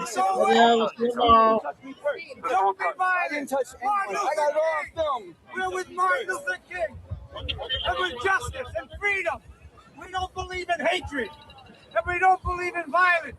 Oh, but we do hate Nazis. Hey,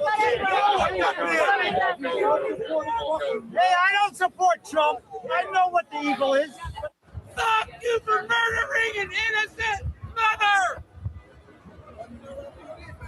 Let the unity for let these animals out of their cages. Fucking assholes. Blocking the streets of New York City. What a disgrace for a bunch of commies. A bunch of commies. I love America. I'm gay and proud, and I support President Trump. And if you don't like that, then get out! Get out of this country! Go somewhere else! We don't want you here! We don't want you here! He's right.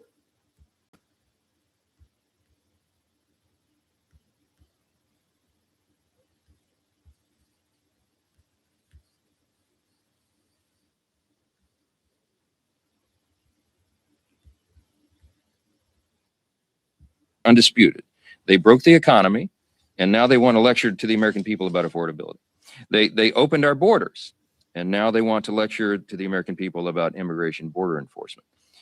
They broke the American healthcare system.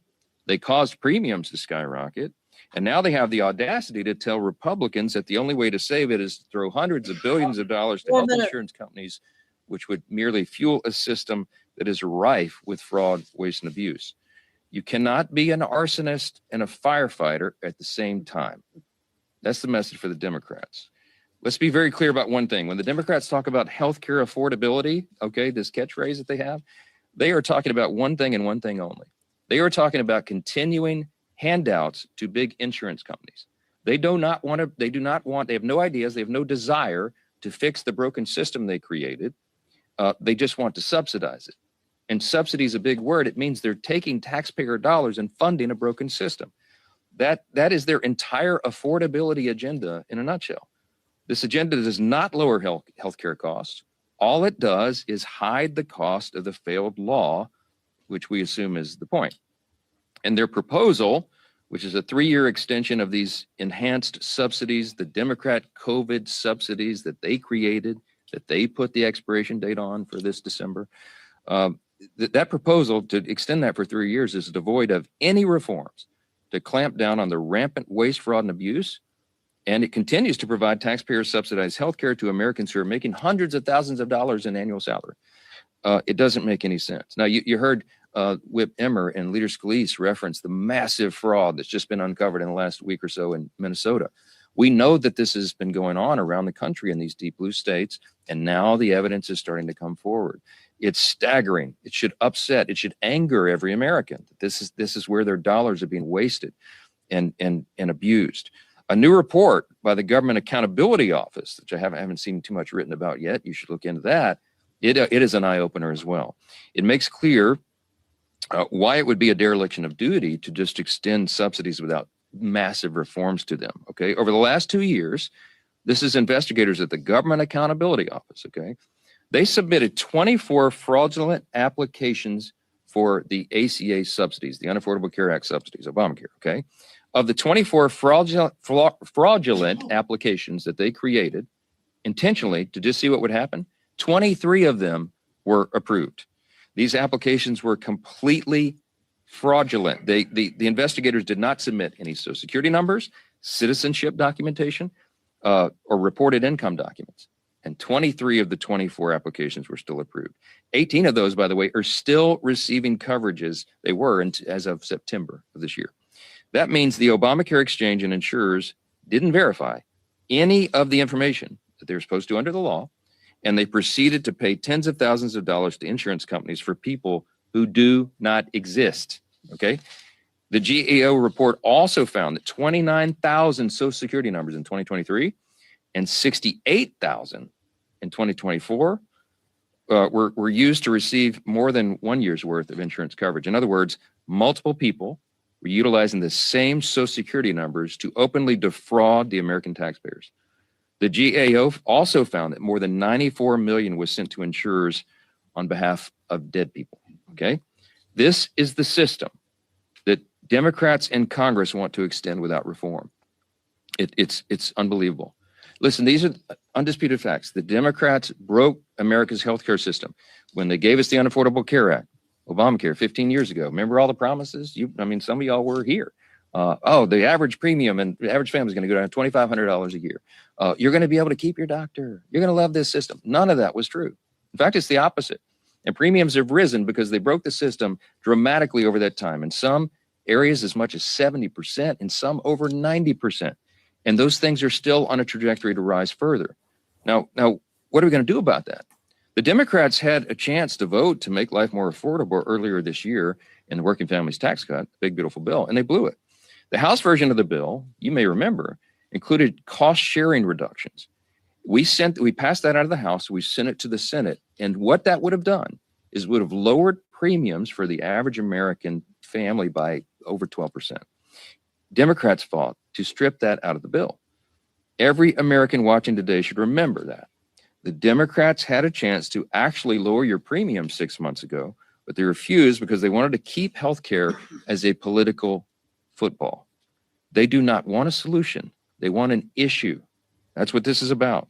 They used the American taxpayers, they admitted themselves during the longest shutdown in U.S. history a few weeks back, as leverage in this cynical political game. So in the coming days, what you're going to see is the other party, the Republican Party, continuing to do the important work that we've already begun to actually lower the cost of healthcare and reduce fraud. And we hope Democrats will join us in those efforts. There are two parties in this town. One has no intention and no plan and no desire to lower your healthcare costs. They really haven't put any good idea on the table. They just want to subsidize a broken system. Check them on that. The Republican Party, on the other hand, is already demonstrating that we know how to do this. We're not just talking about it, we've done it. In the Working Families Tax Cut, you will remember, in the Medicaid reforms, we went after program integrity. We didn't change the substance of Medicaid as they've claimed falsely. We went to program integrity. Why? Because we owed that to the American taxpayers. We got ineligible recipients off of Medicaid, and we cut out the fraud, waste, and abuse. And the CBO said they've calculated it saved $185 billion for American taxpayers and it reduced premiums. We reformed it to strengthen Medicaid. Those same principles are going to guide us in the months, in the days and weeks and months forward. As Leader Scalise noted, we have some low-hanging fruit. We have some things that every Republican agrees to. Democrats won't. Remember, they don't actually want to fix this problem, but you're going to see a package come together that will be on the floor next week that will actually reduce premiums for 100% of Americans who are on health insurance, not just the 7%. Remember, the COVID era subsidy only covers 7% of Americans, and it was passed and extended without any reforms at all. It would only reduce their premiums by 4%. So they're using that as a red herring. The overall system is broken, and we're the ones that are going to fix it. You will see that laid out. Thanks to the good work of Chairman Cole and all of our appropriators, we have our appropriations process that will be going forward as well. We're moving those through the regular order process, and that's the way it's supposed to work. So you'll see many of those going through the process, and we think we can get it all wrapped up by the end of that deadline on January 30th. And you'll see that process continue over the days and weeks ahead as well. I will say this again, this Congress has been the most productive and successful in the modern era. And I think I think you can make an argument, one of the top 5 of all time. You'll have heard me say that. Look at the evidence and the facts. Don't listen to the talking points. This team has delivered with small margins what the American people asked us to do and what we promised we would do. And that work has just begun. It will continue in earnest all the way through the end of this year as we sprint through the end of this calendar year and we start the new session in January. We never let take our foot off the gas. So can I get your thoughts on Jasmine Crockett's run for Senate? What does it say about the state of the Democratic Party? And do you feel worried about her chances of winning at all? I'm absolutely delighted that Jasmine Crockett is running for Senate in Texas. I think it's one of the greatest things that's happened to the Republican Party in a long, long time. She is the face of the Democratic Party. She and Mamdani. Good luck with that. I want her to have the largest, loudest microphone that she can every single day. And we look forward to having that election down there. We are going to elect another Republican senator in Texas. Texas is a red state. The people of Texas are common sense Americans. And what Jasmine is trying to sell will not be purchased by the folks of Texas. That is my prediction. Yes, yes. Thank you. Okay, ladies, I'm Mike Johnson. Okay, we got today's X2 report. That will be 20 minutes, and I'll do a few more after that.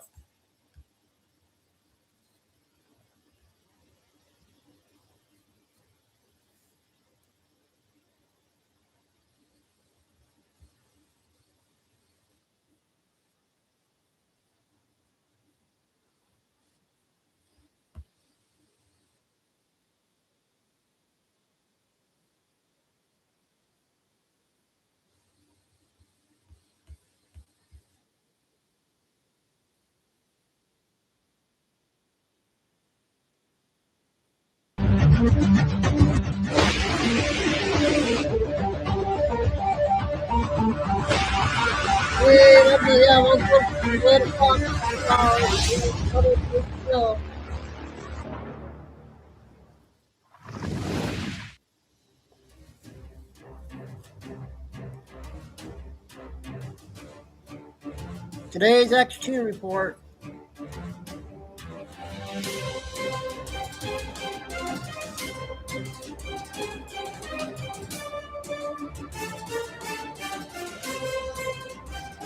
Oh, yeah, and welcome. You're listening to the X22 Report. My name is Dave, and this episode 3815 AM. Today's date is January 11th, 2026. And the title of the episode is The Foundation of the Economic System is Almost Complete. Economy about to take off. Hey, listen, if you're over 40 and planning to retire someday, the window to protect what you've built may be smaller than you realize. Here's a question most people never ask. Is your portfolio built for what's coming next? Many investors in their 40s and 50s discover they have little to no exposure to precious metals. That means their savings are largely tied to markets, policies, and paper assets, with very little protection if conditions change. As retirement moves from someday to on the horizon, protecting what you have already built becomes just as important as growing it. That's where Noble Gold Investments come in, helping investors reduce risk by adding physical gold to portfolios. Right now may be a smart time to talk with Noble Gold Investments. No pressure, no sales gimmick, just clear answers and strategy built around our goals. Visit x22gold.com and build your portfolio for the long term. That's x22gold.com, or just click the link in the description. And remember, past performance may not be indicative of future results. Investing in precious metals involves risk. Consult your financial advisor before making investment decisions. Let's get right into the economic collapse financial news. Now, the deep state, the corrupt politicians, the private West Central Bank, the World Economic Forum, you can see that they cannot stop what Trump is building at this point. Everything that they tried to do has failed. And Trump's foundation of the new economic system, it is almost complete. And it's getting stronger and stronger every single day. It doesn't mean the deep state, the central bankers won't fight back. Of course they will. They'll fight back with everything they have, because they know if they lose complete and utter control, it is game over for them.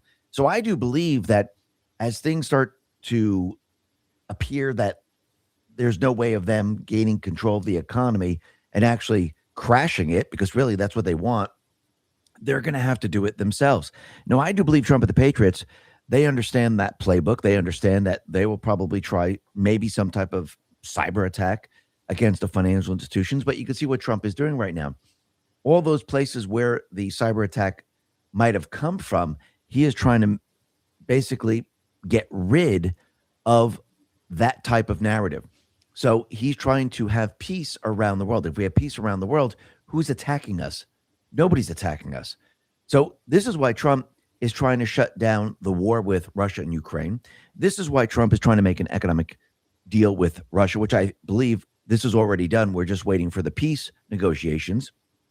This is why he shut down everything that's going on in the Middle East and everything that's been happening with Venezuela, because they've been funding a lot of what's been happening around the world. So it's going to be very, very difficult for the deep state central bankers to try to kick off some type of financial Armageddon with a cyber attack if you don't have an enemy. And this is how Trump is actually trapping the deep state, the central bankers, and at the same time, building that foundation of the parallel economic system and removing everything that they have been doing. And when he goes to the World Economic Forum, you're going to see that most likely during his speech, he's going to give it to them. And we've seen this in the past, but this time it's much, much different because Trump now has the leverage. And as soon as everything is complete, the one big beautiful bill is completely and utterly activated, and people start to get their tax refunds, fuel prices start to go much, much lower, and people are able to afford homes because Trump now is buying mortgage bonds, lowering the rates, pushing out the mortgages to 50 years, and eventually he will be going after the central bank, and actually gold will be revalued. So this is going to be very, very difficult for the deep state, the central bankers, to try to stop all of this. And if you notice, Trump has done this very slowly, methodically, and actually is putting a lot of pressure on the Federal Reserve, the central bank system, and the deep state players. And every day that passes, his economy gets stronger and stronger and stronger. And you have to remember, he's still playing within a central bank illusionary economic system. So what he's building right now is still within their system. Soon, that system that the central bank has, that will start to disappear, and Trump's new system will start to get stronger, bigger, and it will overshadow the central bank. And soon we will be in the new system.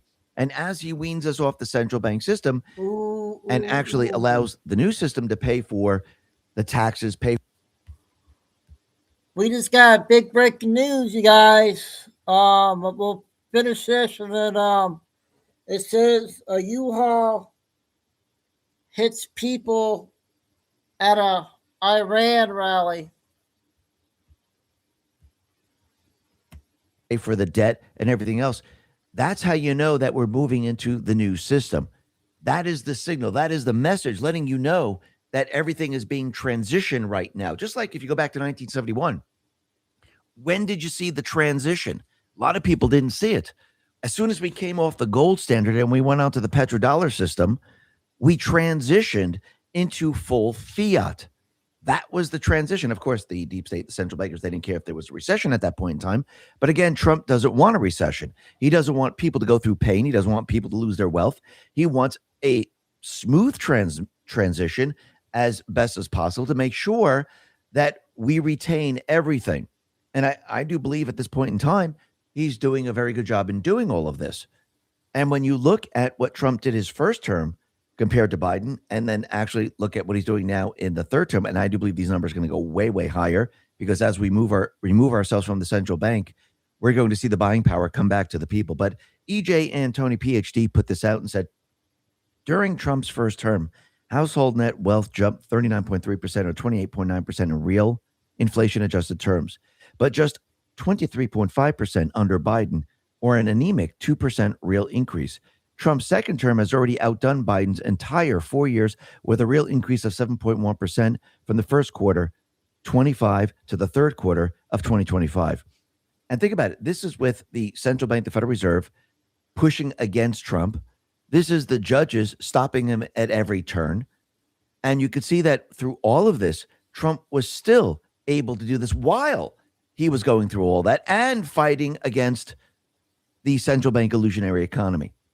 Because you have to remember, the central bank, what did they want from the very, very beginning? They wanted the economic system to crash. They never expected Trump to build the parallel system the way he did. And this was their main problem. And when you look at mortgage rates, they dropped below 6% for the first time in 4 years. So this should tell you everything you need to know. Trump, he put this out on Truth. He said, mortgage rates are now 5.7%. Mortgage costs were huge under Biden, around 8%.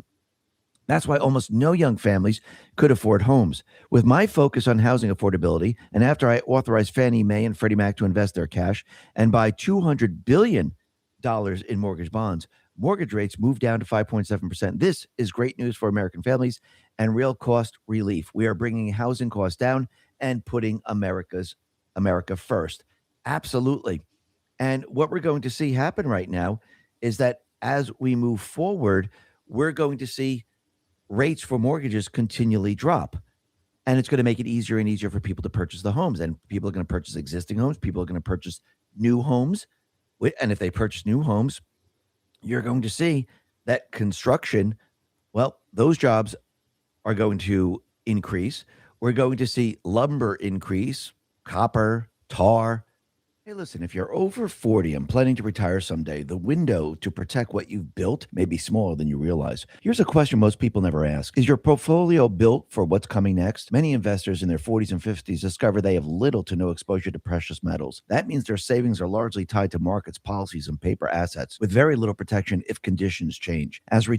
For anyone who's been told they just need stronger glasses, hold on. Thousands of people are improving their sight every day, all by Retirement moves from someday to on the horizon. Protecting what you have already built becomes just as important as growing it. That's where Noble Gold Investments come in, helping investors reduce risk by adding physical gold to their portfolios. Right now may be a smart time to talk with Noble Gold Investments. No pressure, no sales gimmick, just clear answers and strategy built around our goals. Visit x22gold.com and build your portfolio for the long term. That's x22gold.com, or just click the link in the description. And remember, past performance may not be indicative of future results. Investing in precious metals involves risk. Consult your financial advisor before making investment decisions.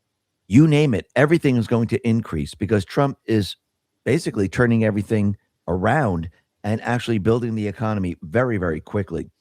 And I do believe in the end, as he does this and continually makes the economy stronger and stronger and stronger, the central bankers, they will lose their leverage, they'll lose their power, especially with him basically shutting down the wars that they're trying to push.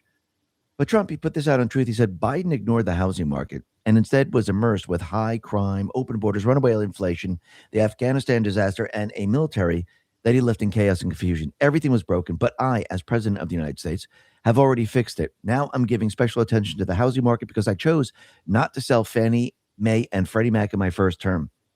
A truly great decision, and against the advice of experts, it is now worth many times that amount, an absolute fortune, and has $200 billion in cash. Because of this, I'm instructed my representatives to buy $200 billion in mortgage bonds. This will drive mortgage rates down, monthly payments down, and make the cost of owning a home more affordable. It is one of my many steps in restoring affordability, something that the Biden administration absolutely destroyed. We're bringing back the American dream, and that was destroyed by the last administration. Make America great again. And as more and more young families are able to purchase homes, what does that mean? It means they're going to feel good. They're going to feel happy. And with a very, very low interest rate, especially if it's fixed, and if they do it over 50 years, some people might, some people, might not. But again, as the buying power comes back to the people of this country, that fixed mortgage is going to feel like absolutely nothing. Think about it back in 1971, when we came off the gold standard and the currency was inflated because it lost value. So when it lost value, they had to raise everyone's wages at that time to keep up. You see, it was very different. We were coming off the gold standard and we went full fiat. So things were much easier to where you could raise the wages. We're on the back end right now where it's not the same. We've been off the gold standard for a very long time. The currency's devalued by quite a bit, like something like 98%. But as Trump pays off the debt, lowers fuel prices, he gives the buying power back to the people, especially if he pays off the debt. That means the inflation starts to go away, which means if you're making $100,000, it's going to feel like $200,000. It's going to feel like $300,000. So that fixed mortgage rate is going to feel like absolutely nothing. And if you go back to 1971, that's what the people felt back then when we initially went on the central bank system, full fiat. Those people that had a $300 mortgage that was making $5,000 a year, yes, that might have been tough. But when they readjusted everything, the mortgage amount stayed the same, and they increased the amount of wages that you were receiving.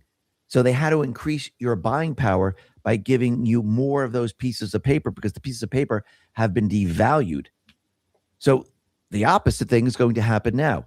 If you have, let's say, a $1,500 mortgage and you're making, let's say, $100,000 a year, and we start to pay back the debt, the value of the currency all of a sudden comes back, which means your currency is worth more, which means you don't need the same amount of pieces of paper to pay for that mortgage, which means you have additional buying power.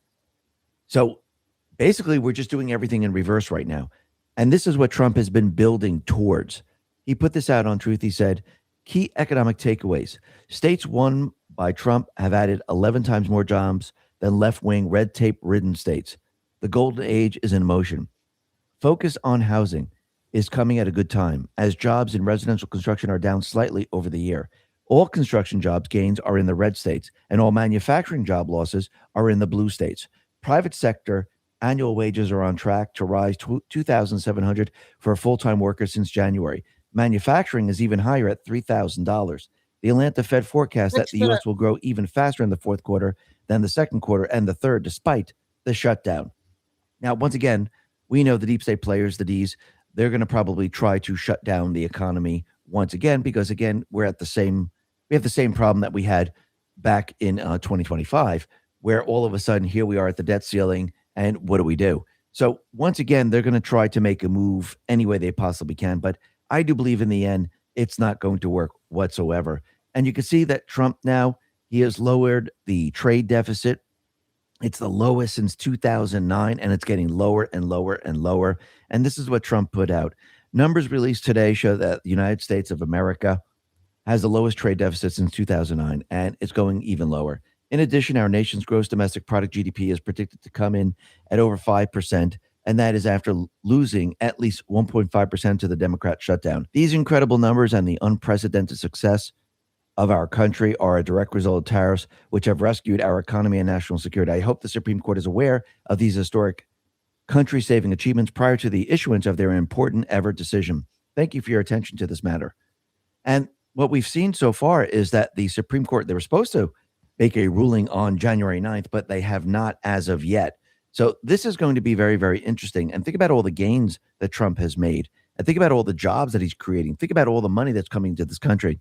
And remember, there is precedent from other presidents that used tariffs when we didn't have a central bank and when we were transitioning away from a central bank. So I do believe there is precedent in all of this.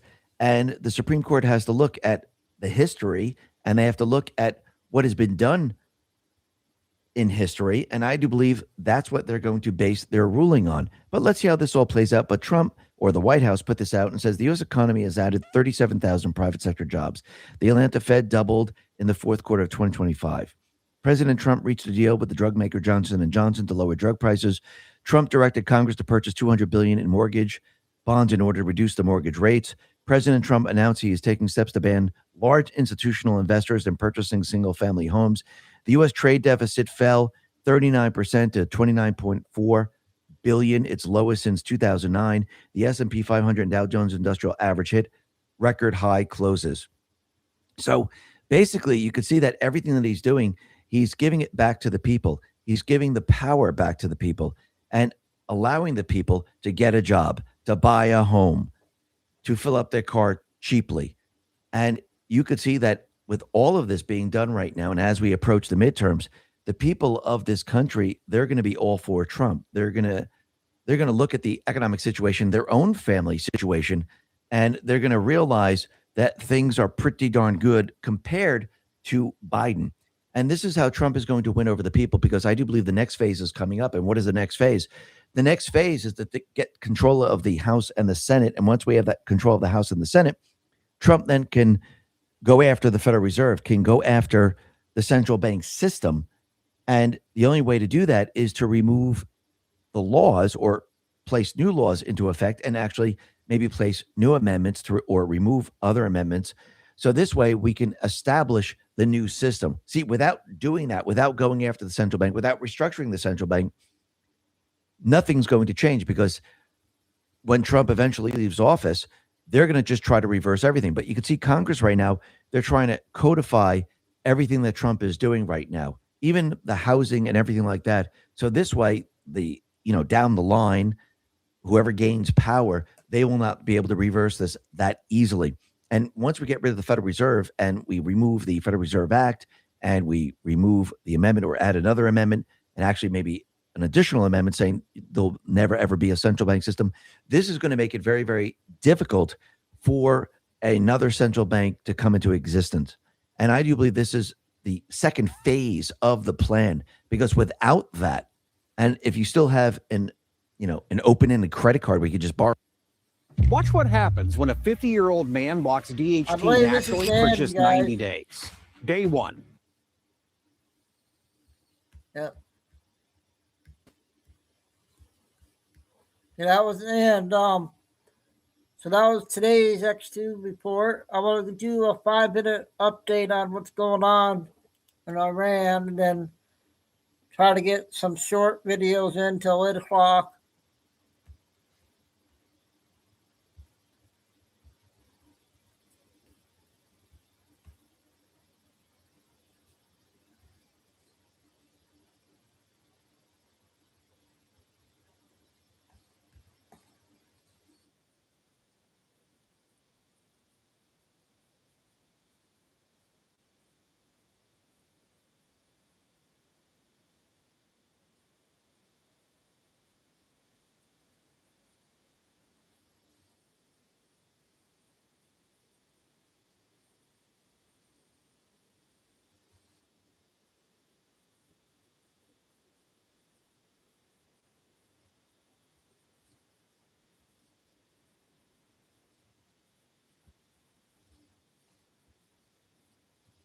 Um, Oh, Los Angeles.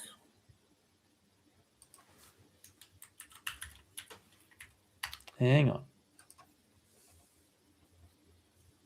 So ABC7 Los Angeles says that a U-Haul plowed into a crowd at an anti-Iranian regime rally.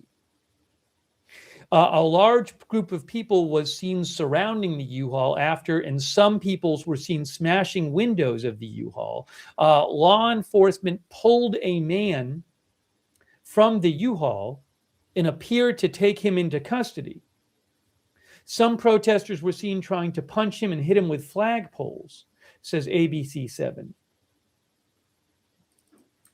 Again, the side of the U-Haul said no Shah, no regime, USA don't repeat 1953, no mullah. It's unclear whether there are any injuries. It's unclear whether there are any injuries in this incident. If I can get the rights to the video, I've tried to buy the rights to the video, I will show it to you.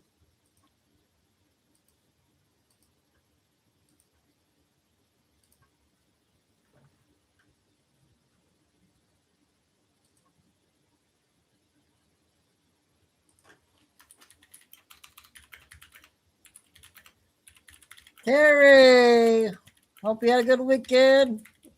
On 8 o'clock, we had another good show. So I'm going to go back and do intel and finish up here. I got some photos I want to share.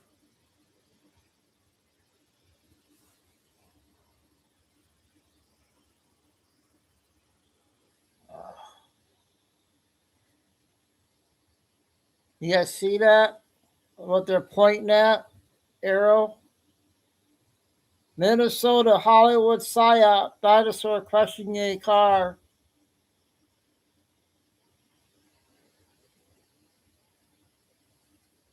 So that was that.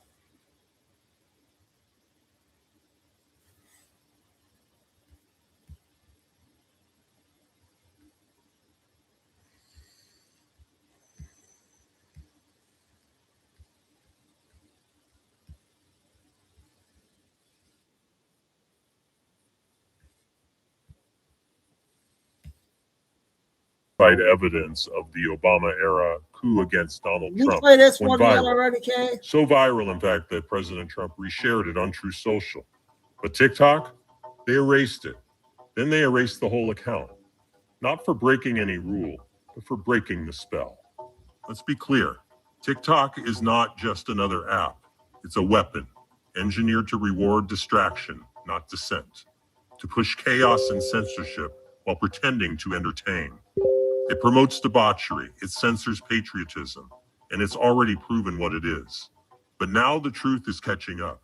Congress passed the Protecting Americans from Foreign Adversary-Controlled Applications Act. The Supreme Court upheld it. President Trump issued 3 executive orders, delaying enforcement as buyers scramble. But here's the question. Why wait?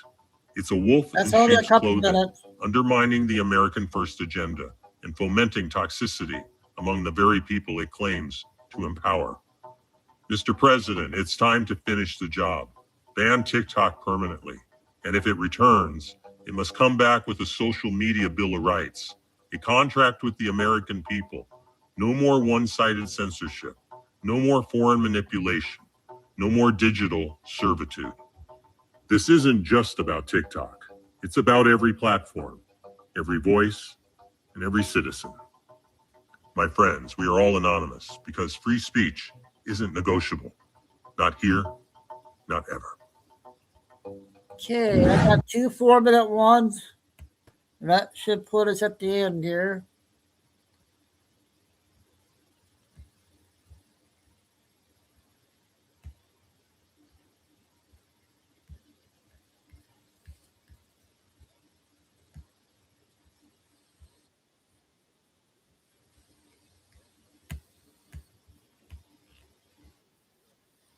Nice. We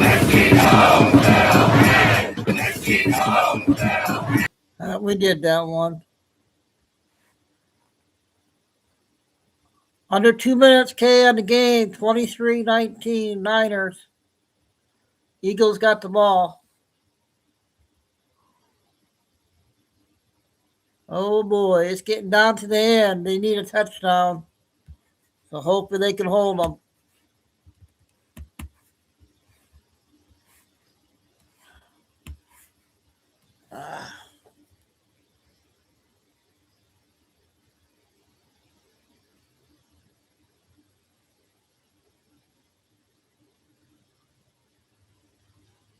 All right, they sacked them.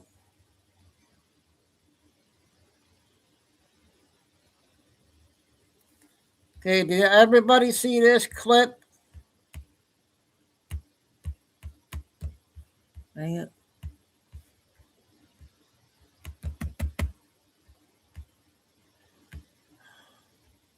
I got frozen.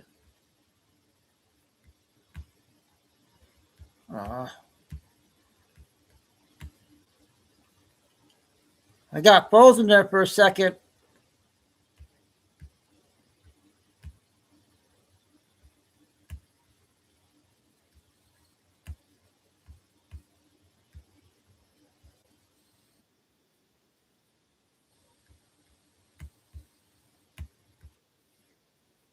I've only seen it once, right before we came to air.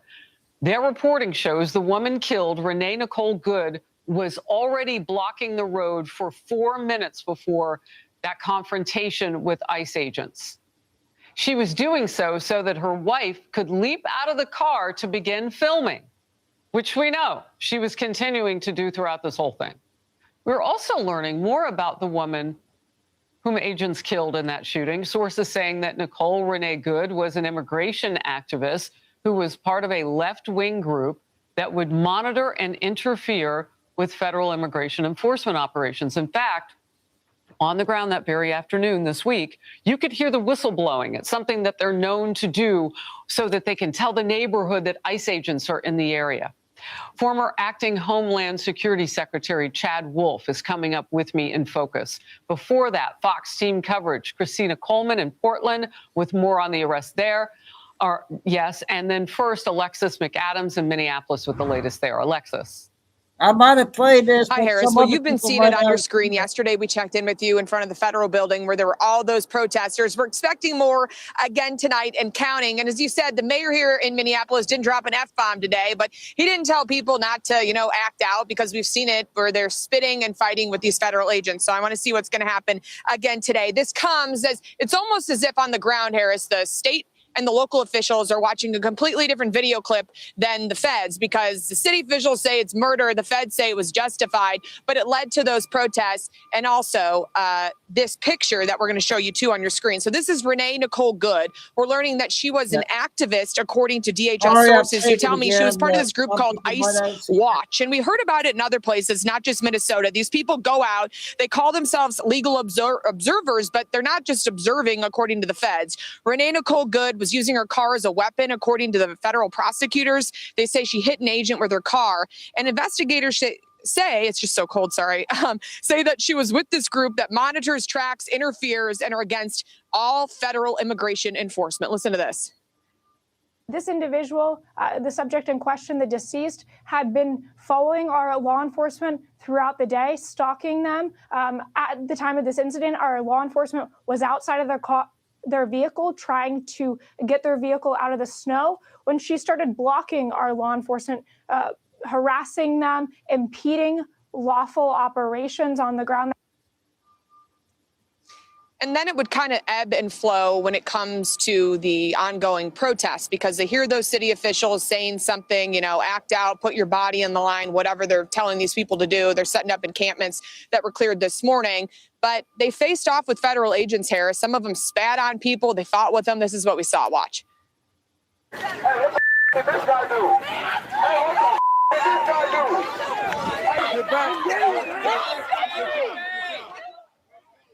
And if that wasn't enough, some people thought that they were going to block these agents from leaving the federal building. So they jumped on their cars.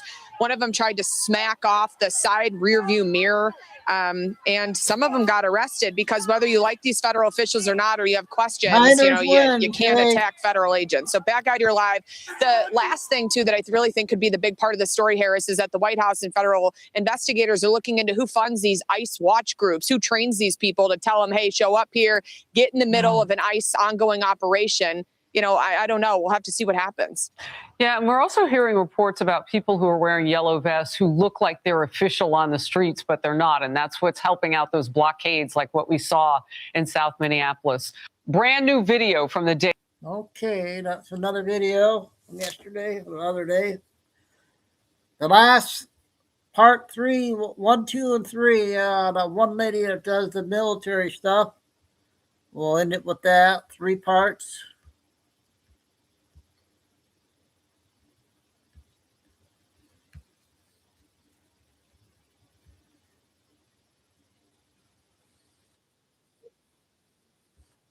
I don't think we played this. Going to march his full economic team into the World Economic Forum in Switzerland. You could say he's walking into the lion's den, except that he's the lion. And the globalists know it. Yesterday, the New York Times shrieked that Donald Trump has set himself above international law. They wrote, on topic after topic, President Trump made clear he would be the arbiter of any limits to his authority, not international law or treaties. But it's not international law they're worried about. It's their entire globalist system. And that is what Trump was actually telling the New York Times. And that is exactly what he's going to tell the gathered so-called international elite at Davos. He's crippled their dirty money laundromat in the Caribbean with the Venezuelan operation. He's declared war on the economic cartels, and he's withdrawn from 66 international organizations that are used to enforce globalist policies. Now, you're not supposed to notice any of that. You're supposed to be caught up in the play-by-play of the Minnesota ICE shootings, while the Democratic foot soldiers and the controlled media try to spin up their irregular warfare operations here at home. Well, Trump and his team aren't going to let them get away with that. J.D. Vance and Scott Besson made that clear. I think it's about 4 in the minutes. past 2 days. What that headline leaves out 3 or is 4 that minutes. woman is part of a broader left-wing network to attack, to dox, to assault, and to make it impossible for our ICE officers to do their job. I'm Susan Kokinda, and I've seen how for decades the enemy keeps the American people in check by trapping them on the battlefields that the enemy chooses in order to keep patriots away from the real fight, which is bringing down the British imperial system. Well, Donald Trump is taking that system on, and if that's the fight you want to be a part of, I need you to hit the like, share, and subscribe buttons so we can stay in touch and we can expand our reach on YouTube. Here's what we're going to cover today. How Trump is going to deliver the terms of surrender at Davos, that the Trump administration has already taken a direct strike on 66 transnational organizations, and how Treasury Secretary Besson is bringing the fight right home here in Minnesota. So in less than 2 weeks, Donald Trump lands in Davos, and he's bringing with him a demolition crew. He's bringing Treasury Secretary Besson, Commerce Secretary Lutnick, Energy Secretary Wright, Trade Representative Greer, and don't forget Trump's close confidant and diplomat of all trades, Steve Witkoff. Why this group? Because they represent all the elements that are replacing the British liberal free trade system. Lutnick and Greer are going to tell them that the era of sending American manufacturing capacity overseas and gutting our middle and work. Is Davos ready for Donald Trump? In less than 2 weeks, the president is going to march his full economic team into the world. That was part one.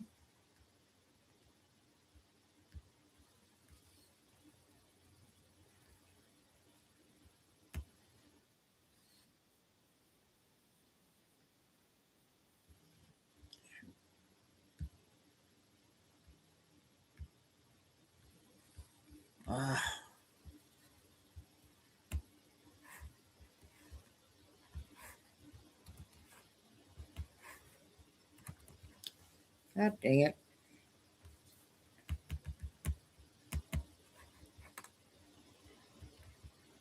Okay, this is part one. Part two.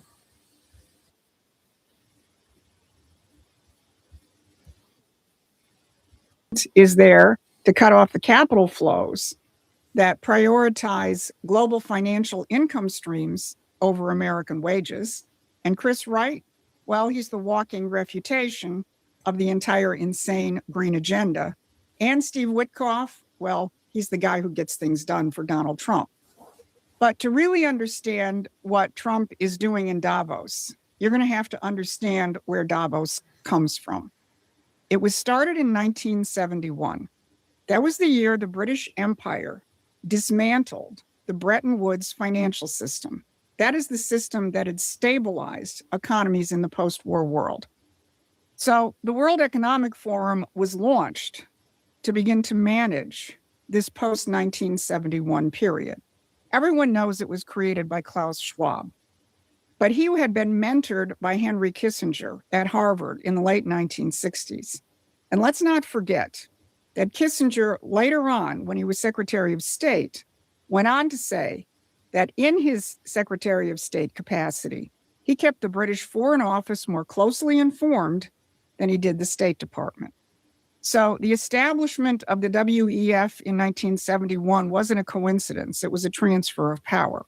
As they killed off the power of sovereign governments to control their own credit, they built up a new temple for the transnational corporations that would rule in their place.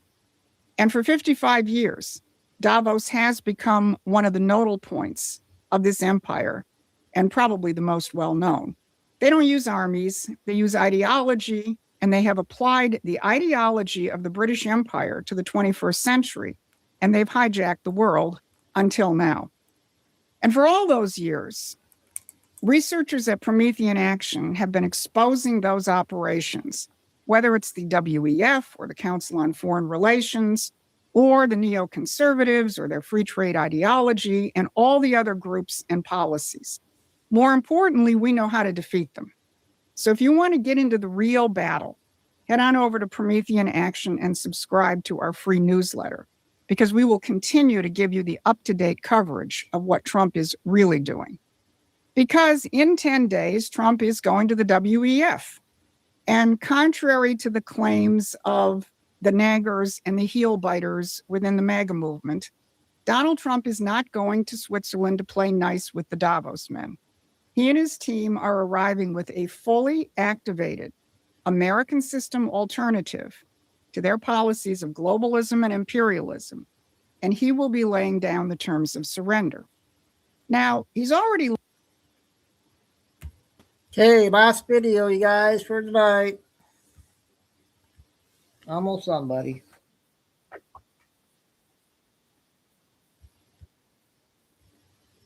Last video. Networks of soft power. Just 3 days ago, the White House released a new finding withdrawing the United States from 66 international organizations, conventions, and treaty. Marco Rubio made clear they're pulling the plug on what he called a sprawling architecture of global governance, which, as he put it, serves the same elite networks of the multilateral NGO complex. And then Rubio drilled down on what this apparatus really is. He said, from DEA mandates to gender equality campaigns to climate orthodoxy, many international organizations now serve a globalist project rooted in the discredited fantasy of the end of history. These organizations actively seek to constrain American sovereignty. Now, the organizations that the U.S. is withdrawing from include the full gamut of green enforcement institutions that have been set up in the last few decades to enforce the carbon dioxide is poison policy, which is supposed to make nations deindustrialize. Also, some of these institutions that we're withdrawing from go all the way back to the very foundation of the UN in the late 1940s. And if you go back to the early days of the UN, you'll find people like Julian Huxley letting it all hang out as to the British plans for the UN, which, by the way, were contrary to Franklin Roosevelt's intentions. Huxley was the grandson of Thomas Huxley. Thomas had been the president of the British Royal Society, and he served on Queen Victoria's Privy Council in the heyday of the 19th century form of British imperialism. Julian was groomed to administer the same policies in their 20th century form, and so he became the first head of UNESCO when the UN was founded, where he took up several projects. First, he laid out what the purpose of UNESCO was. He said, in its educational program, it can stress the ultimate need for world political unity and familiarize all people with the implications of the transfer of full sovereignty from separate nations to a world organization. Remember what Marco Rubio just said? These organizations actively seek to constrain American sovereignty.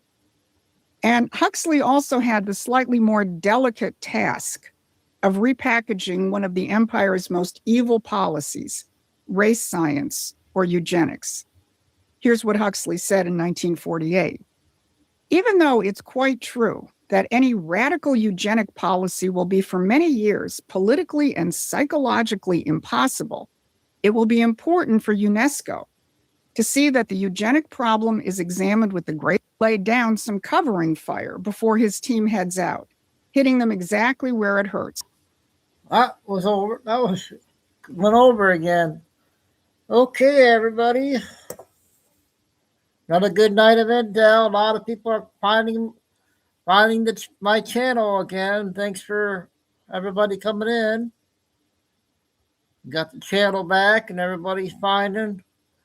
I think we'll stay at 6 o'clock. I think 6 o'clock's a good time. Yeah, Mike. Yeah, sorry about that. I had a lot of stuff. I couldn't get to it. Thanks.